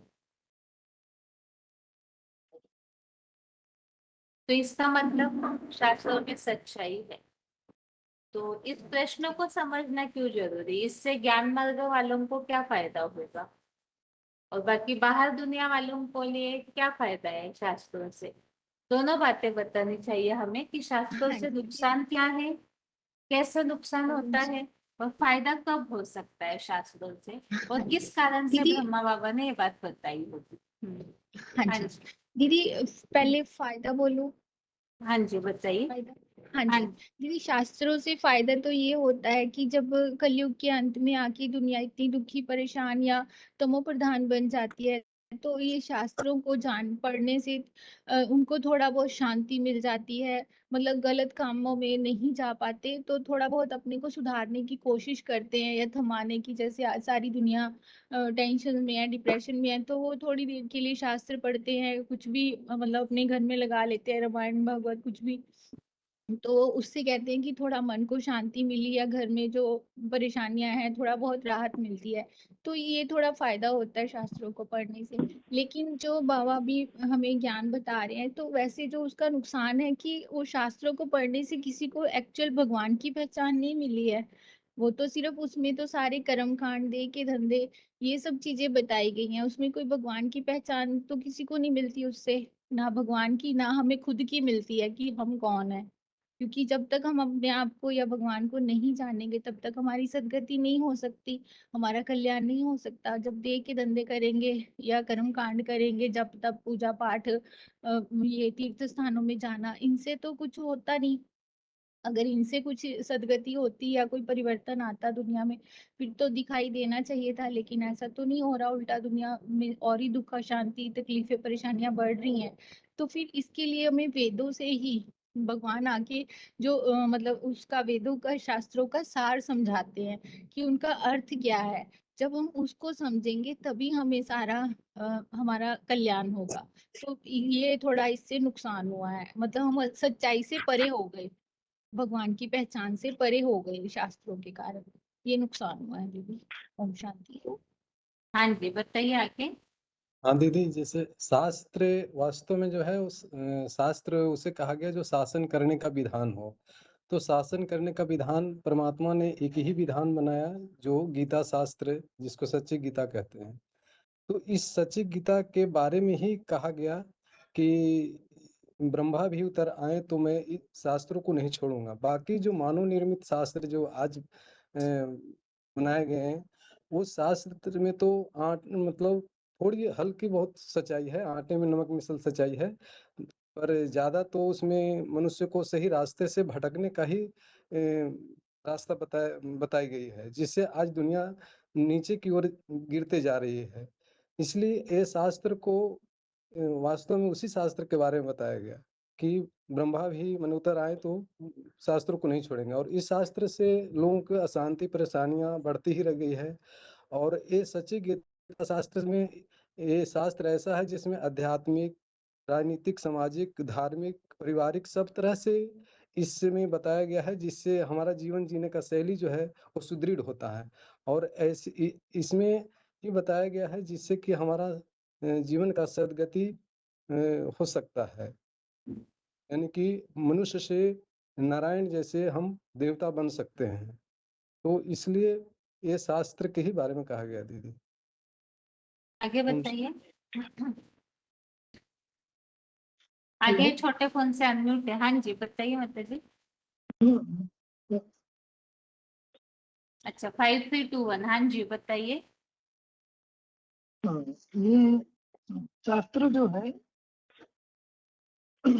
शास्त्रों द्वापर युग से लिखे जाते हैं, और लिखने वाले जो है वो संगम की बातें लिखते हैं, जो भगवान आकर के सृष्टि पर जो ज्ञान दिया था उस समय को स्मृति करके शास्त्र लिखे जाते हैं। तो जो शास्त्रकार हैं वो शास्त्रों में, जैसे विष्णु पुराण लिखा तो विष्णु को बड़ा बताया, और शिव पुराण लिखा तो शिव को बड़ा बताया। तो जो साधारण जनता है वो जब शास्त्रों को पढ़ती है वो कंफ्यूज हो जाती है कि सत्य क्या है, उसके बुद्धि में नहीं बैठता। तो इसका कारण है कि जो विष्णु के उपासक है वो विष्णु को महत्व दिया, जिसने शिव को उपासक है वो शिव को महत्व दिया। तो अलग अलग जो धर्मों के फॉलोअर हैं वो अलग अलग मान्यताओं में आ गए, तो शास्त्र भी अलग अलग विचारों से हो गया। तो इस तरीके से जो शास्त्रों में मनुष्य सृष्टि का पिता भी शास्त्र लिखता है व्यास के रूप में, उन शास्त्रों में ज्यादा सच्चाई भरी हुई है, क्योंकि उसको उनके अंदर में ज्यादा विस्तार का सृष्टि का नॉलेज है। उनके द्वारा लिखा हुआ जो भगवत गीता है वो इसी को भगवान उवाच की मान्यता प्राप्त है। लेकिन फिर भी उसका जब टीकाएं निकलती हैं, उन टीकाओं में से भी व्याख्या में अलग अलग भाव प्रकाशित है। तो उस कारण से जो साधारण व्यक्ति उसको पढ़ नहीं पाता, उसको समझ नहीं पाता। उस कारण से शास्त्र उपेक्षित है, शास्त्र को कोई पढ़ता नहीं है, मुख्यतः संस्कृत में होने के कारण, और व्याख्या भी कंट्राडिक्ट कर रहे हैं। तो इसीलिए उन शास्त्रों को समझा कैसे जाए, उनको जब भगवान सृष्टि पर आते हैं तब जाकर के उन शास्त्रों को समझाते हैं। इसलिए बोला चाहे समझे कभी चाहे समझे रवि। वो लिखने वाला अगर मौजूद हो तब वो शास्त्रों का सार को समझा सकता है, नहीं तो भगवान ज्ञान सूर्य प्रत्यक्ष हो तब जाकर के उन ज्ञानों को समझा सकते हैं। तो इसीलिए गीता में भी आया है कि न मेरे को देवगुण जानते हैं, ना द्वापर युगी मुनि ऋषि को जानते हैं, क्योंकि मैं ही सृष्टि का आदि हूँ, और आदि होने के कारण मुझे देवगुण या ऋषिगण भी नहीं जानते तो मेरा बारे में पूर्ण ज्ञान नहीं दे पाते। तो शास्त्रों को पढ़ने से बुद्धि अधूरी होती है। जैसे शास्त्रों को ले लिया विदेशियों ने, जर्मन लोगों ने इसके ऊपर रिसर्च करके आग्नेयास्त्र निकाल दी, मिसाइल निकाल दिया, अणुबम निकाल दिया, तो उसे फायदा नहीं हुआ। जो समाज को नुकसान करता है, जो समाज को उन्नति के लिए जो शास्त्र लिखे गए थे, शास्त्रकारों ने लिखा था, उसको मनमाना अर्थ निकाल दिया तो नुकसान हो जाता है। तो इन शास्त्रों को फिर कैसे समझा जाए? तो जब भगवान जैसे मनुष्य सृष्टि का पिता के रूप में जो पाठ बजा करके संगम में प्रत्यक्ष होते हैं, वो भी अपने जीवन में इस शास्त्रों के ऊपर रिसर्च करके सृष्टि का आदि पुरुष कौन है, आदिदेव कौन है, उनके ऊपर रिसर्च किया। वो रिसर्च तब तक कंप्लीट नहीं हुआ उनको जब तक ब्रह्मा कुमारियों का नॉलेज नहीं मिला। जो परमपिता शिव आकर के जो ज्ञान देते हैं, वो ज्ञान को जब उन्होंने सुना तो अपना रिसर्च भी कंप्लीट कर पाया। उसका कारण था कि उन्हीं ने उसी मुरलियों में ही सृष्टि का आदि मध्य अंत का ज्ञान दिया गया है। उन मुरलियों को समझ लेने के बाद जब बुद्धि में चीजों को बैठता है तो शास्त्रों को समझना सहज हो जाता है। तो वही जो नंबर 1 शास्त्रकार थे, वही जब ज्ञानों को समझाते हैं, समझते हैं, दूसरों को भी शास्त्रों के आधार पर समझाते हैं। तो शास्त्रों की बातें और ज्ञान की मुरलियों की बातें जब टाली होकर के सामने अर्थ निकल के आता है तो उन शास्त्रों की बातें समझ में आता है। तो ब्राह्मण बच्चों को पहले मुरलियों को समझने के साथ साथ अपनी बुद्धि का सूक्ष्मता होने पर जब शास्त्रों की बात समझ लेते हैं और दुनिया को समझा सकते हैं मुरलियों के आधार पर, तब जाकर के शास्त्रों को मुरलियों के साथ टाली कर लिया जा सकता है। और शास्त्रों में भी जितनी बातें लिखी हैं उनमें से आटे में नमक मिसाल सच्चाई है। तो उन सच्चाई बातों को जब सामने रख लिया जाता है तो दुनिया में जो बुद्धि में अंधे बने पड़े हैं, जो भगवान के सामने जाते हैं कि हमारा आंख खोलो, हम ज्ञान चक्षु हमको प्रदान करो, हम आपको देख पाए, सृष्टि का रहस्य समझ पाए, तो उनका ज्ञान चक्षु खोलेगी। नहीं तो दुर्गति होती रहेगी शास्त्रों को अधूरे समझने के कारण, क्योंकि शास्त्रों के आधार से पूर्ण भगवान का ज्ञान तो मिलता नहीं। भगवान आकर के स्वयं अपना परिचय देते हैं, तब जाकर के संसार की सदगति होती है। नहीं तो इन शास्त्रों के आधार पर अधा से अधूरा समझने के कारण दुर्गति होती रहती है। उसमें उसका रिजल्ट है कि आज बीमारियां बढ़ती हैं, हॉस्पिटल्स बढ़ते हैं, डॉक्टर बढ़ते हैं, बीमार कोई उनको इलाज नहीं मिल पाता। तो भगवान आकर के जब ईश्वरीय ज्ञान के आधार परमात्मा पाठ पहचान देता है, उनको स्मृति करने से ही उन्नति होती है और सदगति होती है। ओम शांति। ओम शांति। ओम शांति। शास्त्र झूठे भी हैं और शास्त्र सच्चे भी हैं।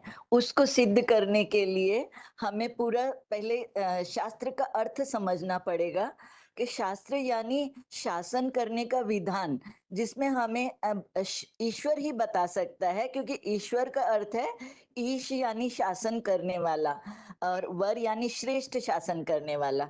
तो शास्त्रों के बारे में जो भी कहा भी जाता है कि सत्यम शिवम सुंदरम, तो एक शिव ही सत्य है। तो वो सुप्रीम सोल शिव कैसे इस दुनिया में आके ज्ञान देता है, उसको समझने के लिए सबसे पहले हम ये समझेंगे कि शास्त्र लिखे कभी गए। तो शास्त्र द्वापर युग में लिखे गए, और जैसे कि परमपिता शिव आते हैं तो वो मुकर्रर रथ में आकर ज्ञान देते हैं। तो ये कलयुग के अंतिम समय में अभी की बात है, संगम युग की बात है, जब भगवान आते हैं और मुकर्रर रथ के द्वारा ये ज्ञान हमें देते हैं। तो शास्त्र जो लिखे गए तो उसमें भी सबसे ज्यादा मतलब द्वापर युग में लिखे गए, तो हर एक युग 4 अवस्थाओं में से गुजरता है। तो ऐसे ही द्वापर के शुरू में जो शास्त्र लिखे गए तो वो सत्व प्रधान थे, लेकिन फिर उनका बाद में दूसरी आत्माओं ने इंटरप्रिटेशन किया और मतलब चेंज किया। तो इसको हम प्रैक्टिकल रूप में समझ सकते हैं कि कैसे, मतलब जैसे अभी हम कोई भी बात किसी को बताते हैं तो वो दूसरा आदमी तीसरे को बताएगा, फिर तीसरा चौथे को बताएगा, तो वो बात का बतंगड़ बन जाएगा। इसी तरह मिक्स चैरिटी हो जाती है। तो वही शास्त्र लिखे हुए जो कि मतलब पूरे सत्व प्रधान थे, वो आज कलयुग के अंतिम समय में आके वो शास्त्र मिक्सचैरिटी होके पूरा ही मतलब उसमें से सच्चाई थोड़ी सी रह गई है। मतलब परमपिता शिव के साथ जब तक हम जुड़ते नहीं हैं तो हमें उन शास्त्रों की बातों के ऊपर भी पूरा भरोसा, मतलब क्योंकि इतने हजारों सालों से 2500 साल से हम वही शास्त्र पढ़ते आए हैं। भक्ति में तो शास्त्र ही पढ़े जाते हैं। तो ज्ञान तो अभी मिला है जब परमपिता शिव आते हैं संगम युग में 1936 से। तो उसके बाद धीरे धीरे ज्ञान में भी हमें धीरे धीरे एक राज भगवान ने खोला है एकदम से ही कोई भी बच्चे को जैसे एकदम से सब कुछ नहीं पढ़ाया जा सकता, तो उसकी अवस्था देख के उसको धीरे धीरे भगवान ज्ञान में होशियार करते हैं। तो आज जब हम मुरलियां सुनते हैं तो हमारे लिए तो मुरलियां ही सबसे बड़ा शास्त्र है, और मुरलियों के द्वारा भगवान ही हमें बताते हैं कि जो आज शास्त्रों में जो सच्चाई रह गई है वो आटे में नमक मिसल है। लेकिन वो सच्चाई भी क्या है उसको परखने के लिए भी हमारे पास तो वो बुद्धि ही नहीं, क्योंकि हमारी बुद्धि भी मतलब बाबा ने बोला हुआ है, शिव बाबा ने, कि हर चीज 4 अवस्थाओं में से गुजरती है। तो अभी हमारी बुद्धि भी तमो प्रधान हो जाती है। तो तमो प्रधान बुद्धि कैसे समझ सके कि वो शास्त्र में सच्चाई वाली चीज कौन सी है और कौन सी नहीं, तो वो भी भगवान ही आके हमें समझाते हैं। और वो कैसे समझाते हैं? गाया जाता है सर्व शास्त्र शिरोमणि गीता। तो गीता के एक एक श्लोक का अर्थ गहराई से समझाते हैं, जबकि दुनिया के मतलब अनेकों मनुष्यों ने बहुत सारी गीता की टीकाएं कर दी, टीकाएं तो बना दी, लेकिन उनका जो गहरा अर्थ है वो समझा नहीं सके। वो समझाने के लिए तो मतलब वो उन्होंने जो भी अर्थ समझाया वो आम दुनिया वाले उनके अर्थ को समझ लेते हैं, और मतलब जो गुरुओं ने अर्थ समझाए, तो गुरुओं पर इतना विश्वास जो बैठा हुआ है उनका, तो शिव बाबा ने बोला है कि ये गुरुओं ने तुम्हारा सबसे ज्यादा पतन किया है, क्योंकि गुरुओं की वजह से ही, क्योंकि एक ही होता है सच्चा सदगुरु। तो वो सच्चा सदगुरु परम पिता शिव है, जो कि मुकर्रर रथ के द्वारा आके हमें ज्ञान सुनाता है, समझाता है, और वो प्रैक्टिकली करके हमें दिखाता है।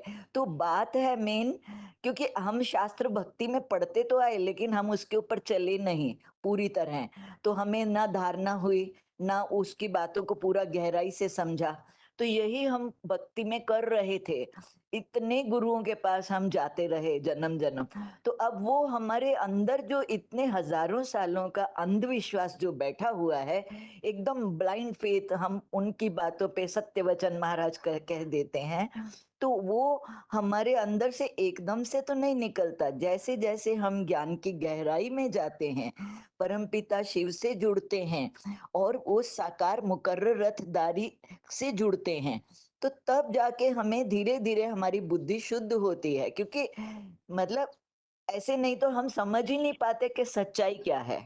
और उसी के द्वारा जब गीता के एक एक श्लोक का हिज्जे हिज्जे करके यानी वर्ड टू वर्ड अर्थ बताया जाता है, और वो अर्थ को जब हम प्रैक्टिकली खुद भी मतलब अपनी बुद्धि से भी समझने की कोशिश करते हैं, उसका मनन चिंतन मंथन करते हैं, और फिर उसको जब अपनी लाइफ में हम प्रैक्टिकली धारण करते हैं, तो उससे जो हमारे जीवन में चेंज आता है, तो तब हमें समझ में आता है कि हाँ, शिव बाबा बिल्कुल सही कह रहे हैं।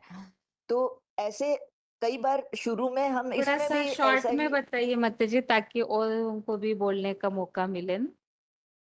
हाँ तो मेन जो बस बात है वो हाईलाइट होनी चाहिए हमारे उत्तर में, जो फट से समझ आएगी कि क्या बताना चाहते हैं ये उत्तर के। हाँ, तो शास्त्रों में जो सच्चाई है वो आटे में नमक जितनी है, लेकिन वो भी कौन सी सच्चाई है ये तो भगवान ही आके हमें समझाते हैं। और बाकी हर चीज जैसे तमो प्रधान होती है, तो ऐसे शास्त्र भी तमो प्रधान अभी हो चुके हैं। और आज की दुनिया में तो किताबें लिखना तो किसी के भी मतलब कोई भी लिख देता है लेके, तो वो किताबें लिखने से या शास्त्र लिखने से बात नहीं होती है, प्रैक्टिकल धारण करने की बात होती है। तो मेन चीज ये है। और घर में बैठ के हम ज्ञान किसी को भी सुना सकते हैं, लेकिन जब तक मतलब जैसे कि बाबा ने बोला है कि अगर जेल में हैं और मतलब अगर पवित्रता को अपना रहे हैं तो वो अलग बात है, लेकिन कार्मिक फील्ड में काम करते हुए, प्रैक्टिकल में तमो प्रधान दुनिया में रहते हुए हम जब पवित्र रह के दिखाएं, क्योंकि घरों में रह के तो क्योंकि पवित्र वातावरण नहीं मिलता है माताओं को, या बहुत सारे जो भाई भी सरेंडर हो जाते हैं, वो कुछ काम धंधा करते नहीं है। काम धंधा करते हुए अगर तमो प्रधान दुनिया में रहते हुए अगर हम पवित्र बन के दिखाते हैं तो मेन बात वो है। और सिर्फ सुनने सुनाने की बात नहीं है, ज्ञान समझने और धारण करने की बात है। हमने धारण कितना किया शॉर्ट और वो माता धारण जी, मतलब शास्त्र की बात से कहीं और हाँ, जा तो रहा वो है शास्त्रों में टॉपिक। यही तो विधान लिखा हुआ है कि कौन सा कर्म कैसे करना है, क्या करना है, क्या सोचना है, कैसे मतलब हमारे जीवन को ही कैसे चलाना है, वही तो शास्त्रों में विधान है। और शिव बाबा को भी कैसे याद करा जाता है और कैसे एकाग्रचित हुआ जाता है, तो वही शास्त्रों का पूरा अर्थ तो मतलब भगवान ही समझा रहा है। ओम शांति। ओम शांति दीदी। हाँ जी। शास्त्रों के बारे में हमको खुद भी समझना है और कोई अगर शास्त्रों की बात करते हैं तो उनको भी समझाना है कि यदि शास्त्र पढ़ने से सारी मनुष्य सृष्टि का कल्याण हुआ होता तो आज तक किसी का हो जाता, क्योंकि शास्त्र लिखने वाले मनुष्य होते हैं, भगवान तो नहीं होता। तो उनको इस तरह से समझाएंगे कि जैसे दुनिया में जितने भी माँ बाप के बच्चे हैं, अगर किसी बच्चे को डॉक्टर्स की बुक्स ला के दे दी जाए और कहा जाए कि तुम ये बुक्स पढ़ लो और तुम इंजीनियर बन जाओ, डॉक्टर बन जाओ या वकील बन जाओ, तो वो बन पाएंगे? इस बुकों को पढ़ करके नहीं बन पाएंगे। जरूर उनको किसी यूनिवर्सिटी से जुड़ना पड़ेगा, आमने सामने टीचर्स से पढ़ना पड़ेगा, तभी तो वो पढ़ पाएंगे। तो ये बात तो सही है। अब बात आई शास्त्रों की, तो जब भगवान ने अर्जुन ज्ञान ज्ञान सुनाया था अर्जुन को, तो अर्जुन की बुद्धि में सारा भक्ति मार्ग का ज्ञान ही तो भरा हुआ था। शास्त्रों का तो भगवान ने क्या बोला, हे अर्जुन, कि अब तक तू जो कुछ भी पढ़ा लिखा है वो सब भूल जा और जो मैं कहता हूँ उसे सुन। क्योंकि ये बोला कि यदि किसी कागज पे सब कुछ लिखा हुआ पहले से ही है और यदि उसके ऊपर से कोई हमें या भगवान सुनाए उसके ऊपर से हम लिखना शुरू करेंगे तो वो समझ में तो नहीं आएगा। तब भगवान ने बोला कि पहले तू कोरा कागज बनना, यानी अब तक तूने जो कुछ भी सुना है, शास्त्रों की बातें या दुनिया की बातें, वो सब एक तरफ कर दे और जो मैं कह रहा हूँ वो सुन। और फिर ये भी बोला कि जो कुछ तूने शास्त्रों में पढ़ा है, तो उसके लिए भी गीता में आया ना, पर प्रश्नेन सेव्या, कि तू प्रश्नोत्तर करके अपनी सारी शंकाओं का समाधान कर ले। और बात है कि शास्त्रों में जो बातें हैं वो झूठी है क्या? वास्तव में शास्त्रों में जो बातें हैं उनमें झूठी तो हम पूरा झूठा तो नहीं कहेंगे, लेकिन जिस तरह से आटा ज्यादा होता है, नमक कम होता है, लेकिन उस थोड़े से नमक को अगर सारे आटे में मिला दिया जाए तो उसके कण कण में वो सच्चाई भर जाती है। लेकिन अब उस सच्चाई को निकाले कौन? कोई मनुष्य तो नहीं निकाल सकता है। तो कहते हैं कि कह जाने कवि और कह जाने रवि, या तो वो शास्त्र लिखने वाला उसकी सच्चाई को जाने या फिर वो कभी आ जाए, भगवान आ जाए सृष्टि पर तो जाने, वो इस बात को समझा सकता है। लेकिन हम शास्त्रों को झूठा नहीं कहेंगे, लेकिन हम शास्त्रों की सच्चाई को नहीं निकाल सकते जब तक भगवान आकर के उनका क्लेरिफिकेशन ना दे। ऐसे करके थोड़ा सा समझा सकते हैं। ओम शांति। ठीक है आंटी जी। और बाबा ने ये भी बोला था कि जब तक तुम्हारा ये ज्ञान पूरा शास्त्रों की बातों से 100% टैली ना हो जाए, तब तक ये तुम्हारा ज्ञान भी प्रत्यक्ष नहीं हो सकता है। ये भी बोला था बाबा ने। ओम शांति। हेलो, ओम शांति। बाबा ने, ब्रह्मा बाबा ने जो बोला कि भले ब्रह्मा भी उतर आए तो भी हम शास्त्रों को नहीं छोड़ते, क्योंकि उसमें जरूर सच्चाई तो है। क्योंकि वो शास्त्र अगर हम पढ़ते ही नहीं, अगर शास्त्र बनते ही नहीं, तो हमको परमात्मा तक पहुंचने का रास्ता ही नहीं पता चलता। इसके लिए शास्त्र जो बने हैं, लेकिन वो 4 अवस्थाओं से अभी बहुत सारी माताओं ने बहुत सारे पॉइंट बोले, रिपीट नहीं करूंगी, लेकिन वो 4 अवस्था से पसार होते हैं। तो उसमें पहले तो सतो प्रधान था, अभी तमो प्रधान है। तो उस आधार से हम जब परमपिता परमात्मा इस सृष्टि पर आते हैं और समझाते हैं, तो ये शूटिंग पीरियड की भी बात है। जब बाबा भी यज्ञ में आए तो उनके हाथ में तो पहले शास्त्र ही आए, माँ के द्वारा मिले हुए शास्त्र ही थे। और उन्होंने रिसर्च किया था, पीएचडी किया था, तो शास्त्रों का ही किया हुआ था। इसलिए हम परमात्मा तक भले अंधविश्वास के द्वारा ही क्यों ना हो पहुंचने की कोशिश कर रहे थे जन्म जन्मांतर। भले हम गुरुद्वारे में जाए, कहीं भी जाए, लेकिन हर धर्म के शास्त्र है, वहां से कुछ ना कुछ तो आधार हमको परमात्मा तक पहुंचने का मिला था। इसलिए ब्रह्मा बाबा बोल रहे हैं कि हम शास्त्रों को नहीं छोड़ेंगे, क्योंकि ब्रह्मा भी उतर आए तो भी। इसलिए हमको भी भक्ति मार्ग में भी उस आधार से हम भक्ति करके गए, भक्ति करते रहे, और भक्ति का फल हमको ये ज्ञान मिला है, जो डायरेक्ट हम सम्मुख हमको परमपिता परमात्मा शिव सुप्रीम सोल पढ़ा रहे हैं। इसलिए कहा है कि शास्त्रों को नहीं छोड़ेंगे। ओम शांति दीदी। हाँ जी। हाँ, इसमें ये बताया कि जैसे शास्त्र है, तो शास्त्र तो द्वापर से आज शास्त्र का मतलब ही है शासन करने का विधान। तो शास्त्र तो द्वापर युग में बने, द्वापर युग में इसलिए बने कि पहले हम आत्मिक स्टेज में थे, तो शास्त्रों की दरकार नहीं थी। शासन करने का कोई भी नहीं, क्योंकि आत्मिक स्टेज में रहते हैं तो शासन करने का कोई विधान ही नहीं है। जब द्वापर से दूसरे धर्म के धर्म पिताए आए तो देह भान बढ़ा, देह भान बढ़ने से लोग गलतियां करने लगते हैं। तो उन गलतियों को मतलब कैसे कंट्रोल किया जाए, क्या करना है क्या नहीं करना है, तो फिर ये शास्त्र बनाया गया। क्योंकि शास्त्रों में जो लिखा हुआ है तो उससे थोड़ा लोगों को डर रहता है कि शास्त्र में ये लिखा हुआ हम ऐसा करेंगे तो ऐसा पाप हो जाएगा, इसलिए शास्त्र बनाया गया। तो जब शास्त्र शुरू में बनाया गया तो उससे तो प्रधान थे, क्योंकि कवियों की जो भाषा है तो वो सतो प्रधान स्टेज में लिखे गए हैं। तो फिर तो कहते हैं का समझे कवि या समझे रवि, तो फिर यही शास्त्र जब धीरे धीरे नीचे आते गए तो तमो प्रधान बनते गए। तो तब तो सच्चाई थी, लेकिन अब जो है तो आटे में नमक मिसल सच्चाई है। तो उस सच्चाई को कौन बताए, क्योंकि जो लिखने वाले थे वो तो है नहीं। तो परम पिता परमात्मा जब आते हैं तो उन शास्त्रों को रिफर करते हैं, उनमें जो नमक मिसल सच्चाई है उसको भगवान बाप आकर के बताते हैं कि इसका अर्थ ये है, इसका अर्थ ये है। तो उसको सुन करके ही सारी दुनिया का कल्याण हो सकता है। और इसमें आदि में भी गीता सुनाई गई थी और अंत में भी वही गीता के महावाक्यों को मूल रूप से टेली करके सुनाया जाएगा। तो बाबा भी बोले हैं ना कि तुम्हारा जो ये उद्धार होगा, सारी दुनिया सुनेगी जो तुम्हारा, तो शास्त्रों को टेली करके ही जब तुम सुनाओगे तभी वो सुनेगी, तभी इस दुनिया का कल्याण करता है और ये तमो प्रधान दुनिया सत्य प्रधान बन सकती है। ओम शांति दीदी। हाँ जी, हाँ जी, शास्त्रों में बताइए। हाँ, शास्त्र अगर झूठे हैं तो ब्रह्मा बाबा ने बार बार ये कहावत क्यों दोहराई कि ब्रह्मा भगवान भी उतरे आए तो भी हम शास्त्रों को नहीं छोड़ेंगे। तो ब्रह्मा कुमारियों के अनुसार बाबा ने वाकई ये बोला हुआ पॉइंट है। ब्रह्मा कुमारियों के अनुसार अगर शास्त्र झूठे हैं तो ऐसा मुरली में क्यों आता है कि आचार्य कहते हैं कि भगवान भी उतर आए तो भी हम शास्त्रों को नहीं छोड़ेंगे जब तक शास्त्रों से टेली ना मिला लें, जब तक नहीं मानेंगे। इसलिए भगवान आकर के खुद शास्त्रों का सार बताते हैं। इसलिए शास्त्रों का सार ये है, ज्ञान होता है सत्य, सत्य तथा भक्ति होती है विस्तार में। परमात्मा कहते हैं कि शास्त्रों के सार को उठाओ, इतनी बड़ी दुनिया में से शास्त्र उठाओ, सच्ची सच्ची बात, सच्चे सच्चे शास्त्रों को उठाओ। तो एक सार को भी उठा लिया तो गीता के भगवान को उठा लिया। और बाबा ने बोला है कि पहले जो शास्त्र होते थे तो वो भोजपत्रों पे लिखाए जाते थे, जो छोटे रूप में लिखाया जाता था वो सत्य था।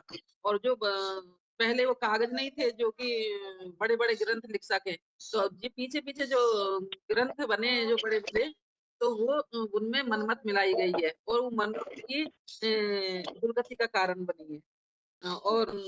और बाबा ने बोला है कि शास्त्र में जो सच्चाई थी वो ही भगवान आके नहीं सुनाते हैं और कोई सुना नहीं सकता है, क्योंकि मनुष्य तो जानते ही नहीं, इसलिए शब्द सुनाएंगे कैसे। तो शास्त्रों में जो ज्ञान बंधा हुआ है सीमा तक बंधा हुआ है, चाहे 10 बार पढ़ लो चाहे 20 बार पढ़ लो, परंतु भगवान जो शास्त्र ज्ञान सुना रहे हैं वो तो अच्छा ज्ञान है। वो तो इतना ज्ञान है कि की लकड़ी बनाओ और सारे सागर की स्याही बनाओ तो भी ना लिख सके। तो वो भगवान ही आके सत्य, वही सत्यम से सुंदर है जो कि हमें सत्य मार्ग में बता रहे हैं। ठीक है माता जी, आगे बताइए। और फोन अनम्यूट है आगे।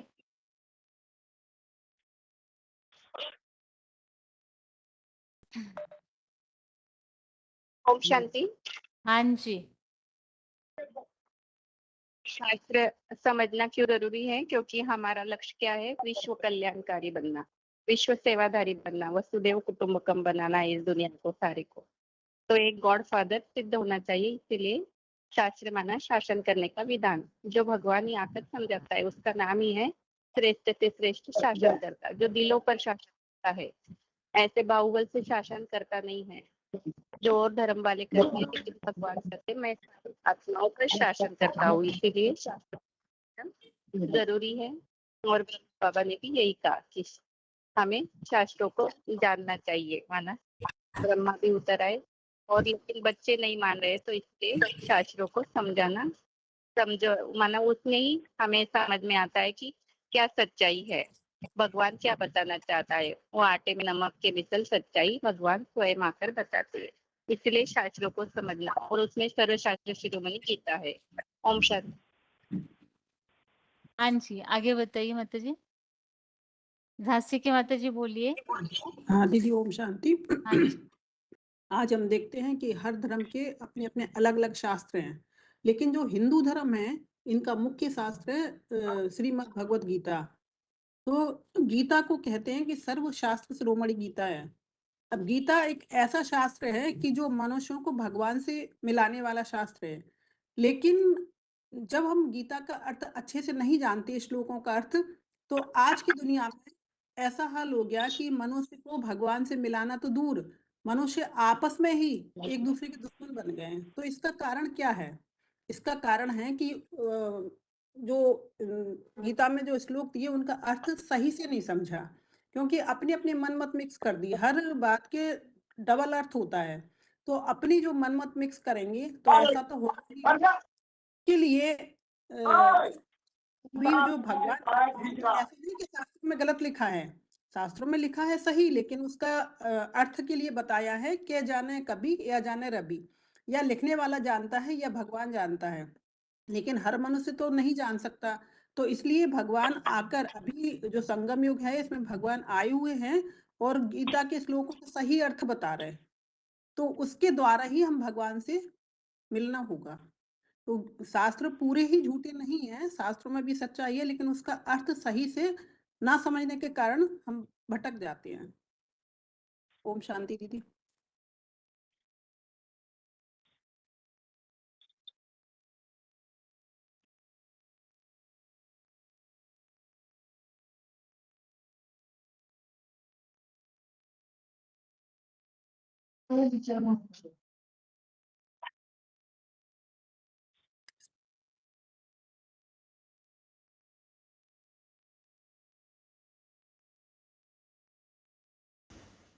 हेलो।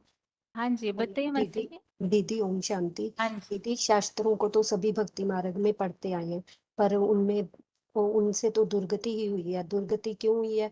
क्यों ये कि बस पढ़ लिया और बंद करके रख दिया, बस मन संतुष्ट हो गया, पढ़ लिया, समझ कुछ भी नहीं आया।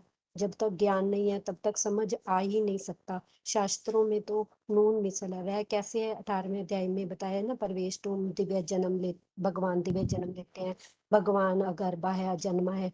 जैसे श्लोक में भी आया है, यदा यदा ही धर्मस्य है, जब जब धर्म की ग्लानि होती है तब तब भगवान आते हैं। तो पढ़ते तो सब है, पर समझ ना होने के कारण पता ही नहीं है।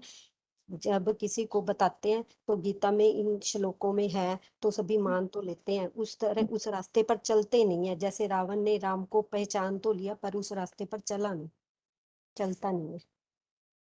ठीक है दीदी। हेलो। हाँ जी। हाँ, ओम शांति। हाँ जी। शास्त्र एक है या अनेक है? अनेक है। लिखने वाले एक है, अनेक है? अनेक है। तो अनेक मत सम्मिलित होने से तुंडे तुंडे मत भिन्ना हो गया, जिसके परिणति क्या हुआ ना, इच्छा द्वेषे समयित होने द्वंद्व मोहिन भारत सर्वभूतानि सौम्य स्वर्गयांति परमतप। अथ अनेक मत से मनुष्य आत्मा अज्ञान अंधकार में फंस गया। सबसे बड़ा अज्ञानता क्या है ना, भगवान सर्वव्यापी है। दूसरा अज्ञानता क्या है, आत्मासु परमात्मा है। तीसरा अज्ञानता क्या है, गंगा पतित पावनी है। चौथा अज्ञानता क्या है ना, मनुष्य आत्मा 84 लाख योनि में भ्रमण करता है। पांचवा अज्ञानता क्या है, गीता का भगवान कृष्ण है। और भी बहुत अज्ञानता है जिसमें सृष्टि के बारे में भी किसी को कुछ पता नहीं है। जो आया जैसे कि अनेक मत, स्टेडी स्टेट मतवाद, बिग बैग मतवाद, निहारिका मतवाद, माने अनेक प्रकार का मतवाद सृष्टि संपर्क में माने फैल गया। मतलब अनेक मत होने से मनुष्य तो अज्ञान अंधकार में जाना स्वाभाविक है। इसलिए कलयुग अंत में सब मनुष्य आत्माएं अज्ञान अंधकार में तब्दील हो गए। शास्त्रों में सच्चाई है, लेकिन उसको कौन पकड़ेगा? सबका तो बुद्धि नष्ट हो गया। नास्ति बुद्धि युक्त से न उपयुक्त से भावना न चाहे शांत से कृत सुखम। तो जब सारे मनुष्य आत्माओं का बुद्धि नष्ट हो चुका है कलयुग अंत में, तो सच्चाई को कौन पकड़ेगा? सदा सत्य है, एवर प्योर है, जिसको गीता में भी बताया, नासतु विद्यते भावना अभाव उभय रूपी दुष्टत्व अन्य तत्वदर्शी।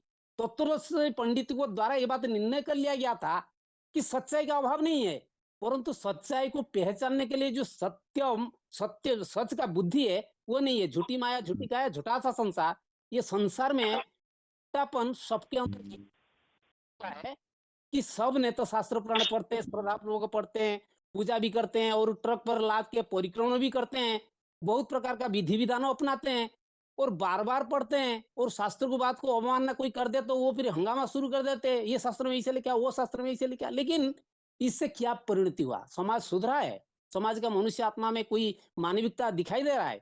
और मानव क्या बन चुका है? मनुष्य जो नर है वो राक्षस बन चुका है। ये शास्त्र पुराण पढ़ते सदगति ना हो सकता है ना हुआ है। तो सत्य है कि जो सत्य प्रत्यक्ष होगा, जिसको बताया ज्ञान सूर्य प्रकट, ज्ञान अंधकार विनाश। तो ज्ञान सूर्य जब ये सृष्टि में प्रकाशित होगा, वो सच्चाई की ज्ञान देगा, तब जाके झूठा मिटेगा।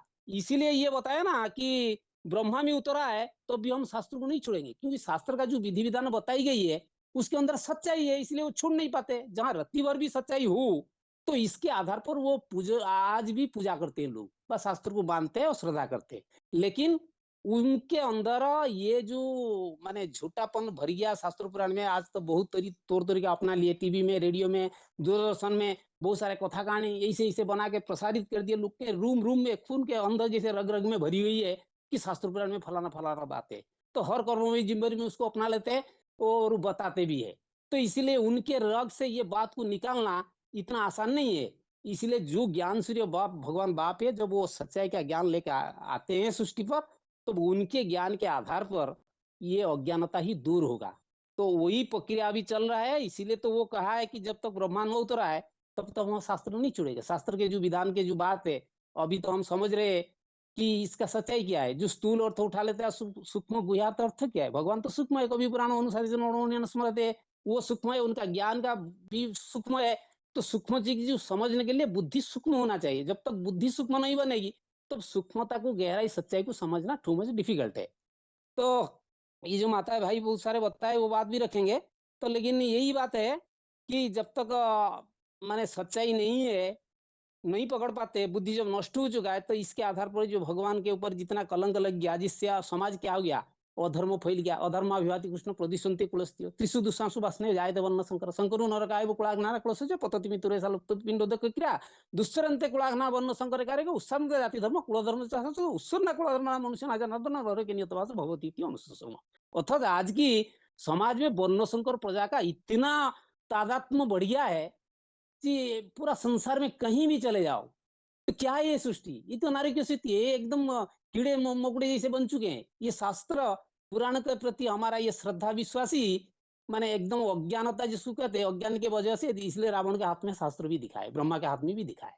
इसलिए ब्रह्मा जब प्रैक्टिकल नहीं उतरा है इस सृष्टि पर और ज्ञान की व्याख्या न करे, क्योंकि वही है यावनत उत्पन्न सर्वत संप्लुत के तावन सर्वेषु वेदेषु ब्राह्मणस्य बीजानत।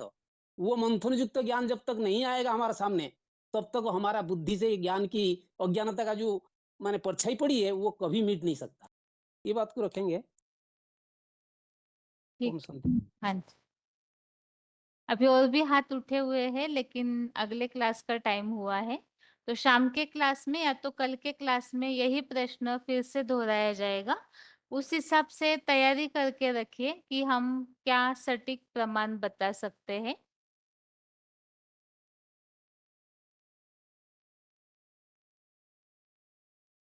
हाँ जी जी माता दीदी, जी। हाँ मुझे एक क्वेश्चन आप थोड़ा बताइए कि जैसे कि बाबा ने बोला कि बाबा ने ये बात बार बार क्यों दोहराई कि ब्रह्मा भी उतर आए, तो यहाँ हाँ पे जी।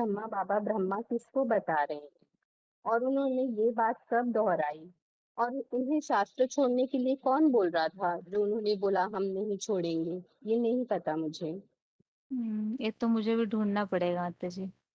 बस हमने तो बस वार्तालाप में प्रश्न देखा था, इतना क्लियर आंसर तो नहीं है उसमें। बाकी ये जो वार्तालाप नंबर 1231 और 1222, 1231 और 1222, इन दोनों में इस प्रश्न का उत्तर दिया हुआ है। बाकी और भी होगा, लेकिन अभी मुझे यहाँ प्रश्न पूछने के बाद ढूंढा तो 2 वार्तालाप मिले हैं। एक बार इसे सुन के देखिएगा, बाकी और डिटेल के लिए तो हमें फिर ढूंढना पड़ेगा कि ये किस प्रसंग में बाबा ने बोला हुआ है। जी दीदी, और ये कि है ना, ब्रह्मा बाबा ने बार बार कब दोहराई ये बात, बार बार ये बात कि हम शास्त्र नहीं छोड़ेंगे, ये कब दोहराई है उन्होंने? जब बाबा थे उसी समय शायद शास्त्रों की बात को लेकर के कुछ हुआ होगा। ये तो पूछताछ करनी पड़ेगी माता जी, पूछ लेती हूँ मैं। आप भी अगर देखिए, बॉम्बे वालों को तो पता होना चाहिए, उस समय तो काफी सारे लोगों ने पूछा होगा ना। आप एक बार पूछताछ करके देखिए, बाबा से तो बात ये प्रश्न पूछा ही मुझे होगा कभी ना। समझ नहीं आया इन्हीं की वजह से, तो ध्यान तो रहता था कि क्या बताते हैं, मेरे सामने नहीं आया, आया एक बार होगा आप अनुभव। पूछिए, कोई ऐसे पुराने लोग होंगे जिनको पता होगा, कभी पूछा होगा सन्मुख, तो है ना। माता जी क्या बोल रहे हैं, मानसा के माता जी? जी, दीदी जी जो माता जी पूछ रही हैं कि ये कब बोला था, हाँ। तो एक काफी पहले की जो है वार्ता, उसमें था, बाबा ने बोला कि जब से एडवांस ज्ञान निकला तो उन्होंने कहा कि हम शास्त्रों को नहीं छोड़ेंगे। ऐसा सुना था, बहुत धुंधला धुंधला सा याद है, हाँ। पर इस बात को एक्यूरेट लेकर चाहिए जिस थोड़ा बात सा, क्योंकि ब्रह्मा बाबा ने अपने जीवन काल में दोहराई होगी बात, तभी ये बात आएगी ना। दीदी ये शायद अव्यक्तवाणी का पॉइंट था, अच्छा। शायद, पक्का नहीं मुझे पता, पर हाँ। शायद। ठीक है, ढूंढिए माता जी, आप सभी ढूंढिए, मैं भी ढूंढती हूँ, जहाँ कहीं ना कहीं से कंक्लूजन मिल जाएगा फिर। ठीक है। दीदी एक हाँ। हेलो, हाँ जी। हाँ। एक जो बोला ना कि शास्त्रों का सार क्या है ना, हाँ जी। तो कहाँ कहाँ पे सच्चाई है, तो जैसे सुर सागर है जो सूरदास जी ने लिखा, तो उनमें एक ही बाबा ने बात बताई थी, संबत जो 2000 के पीछो ऐसो योग पड़े, उत्तर पूर्व पश्चिम दक्षिण सब जो दिस काल फिरे। और जो कुरान है उसमें यही है कि वो जो हम फिक्रा नहीं है एक, आदम को खुदा मत कहो, आदम खुदा नहीं है, तो ये सच्चाई है। और ऐसे ही जो गुरबानी है उसमें आया हुआ है, कलितारन सतगुरु आया, और उसमें ये भी है कि मन तू ज्योत स्वरूप है, अपना मूल पहचान।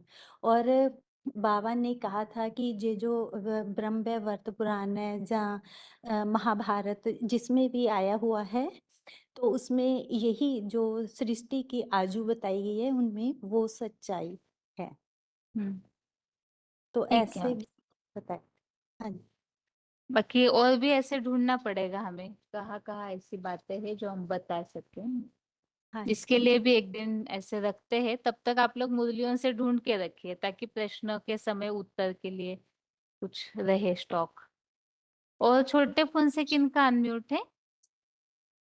हाँ, हाँ। सर्वव्यापी के कारण बात श्री कृष्ण है, तो श्री कृष्ण के लिए ये लागू होता है, क्योंकि उससे ही सारे वेद शास्त्र पुराण द्वापर के बाद उत्पन्न हुए, और धर्म भी बाद में निकले। तो सारा सागर मंथन करके जो भी अमृत निकला, तो वो अमृत एडवांस में ही निकला। तो ये बात तो इसी के लिए ही लागू होगी, क्योंकि एडवांस वाले में तो चार के ऊपर, एक व्यापी के ऊपर, बाकी तो जो बेसिक ज्ञान है वो सर्वव्यापी के ऊपर जाता है, और एडवांस ज्ञान है वह एक व्यापी के ऊपर जाता है। ठीक है। ठीक है, आज के लिए गीता क्लास यहाँ ही पूरा करते हैं, बाकी इस प्रश्न का उत्तर आगे ढूंढते रहिए। ओम शांति।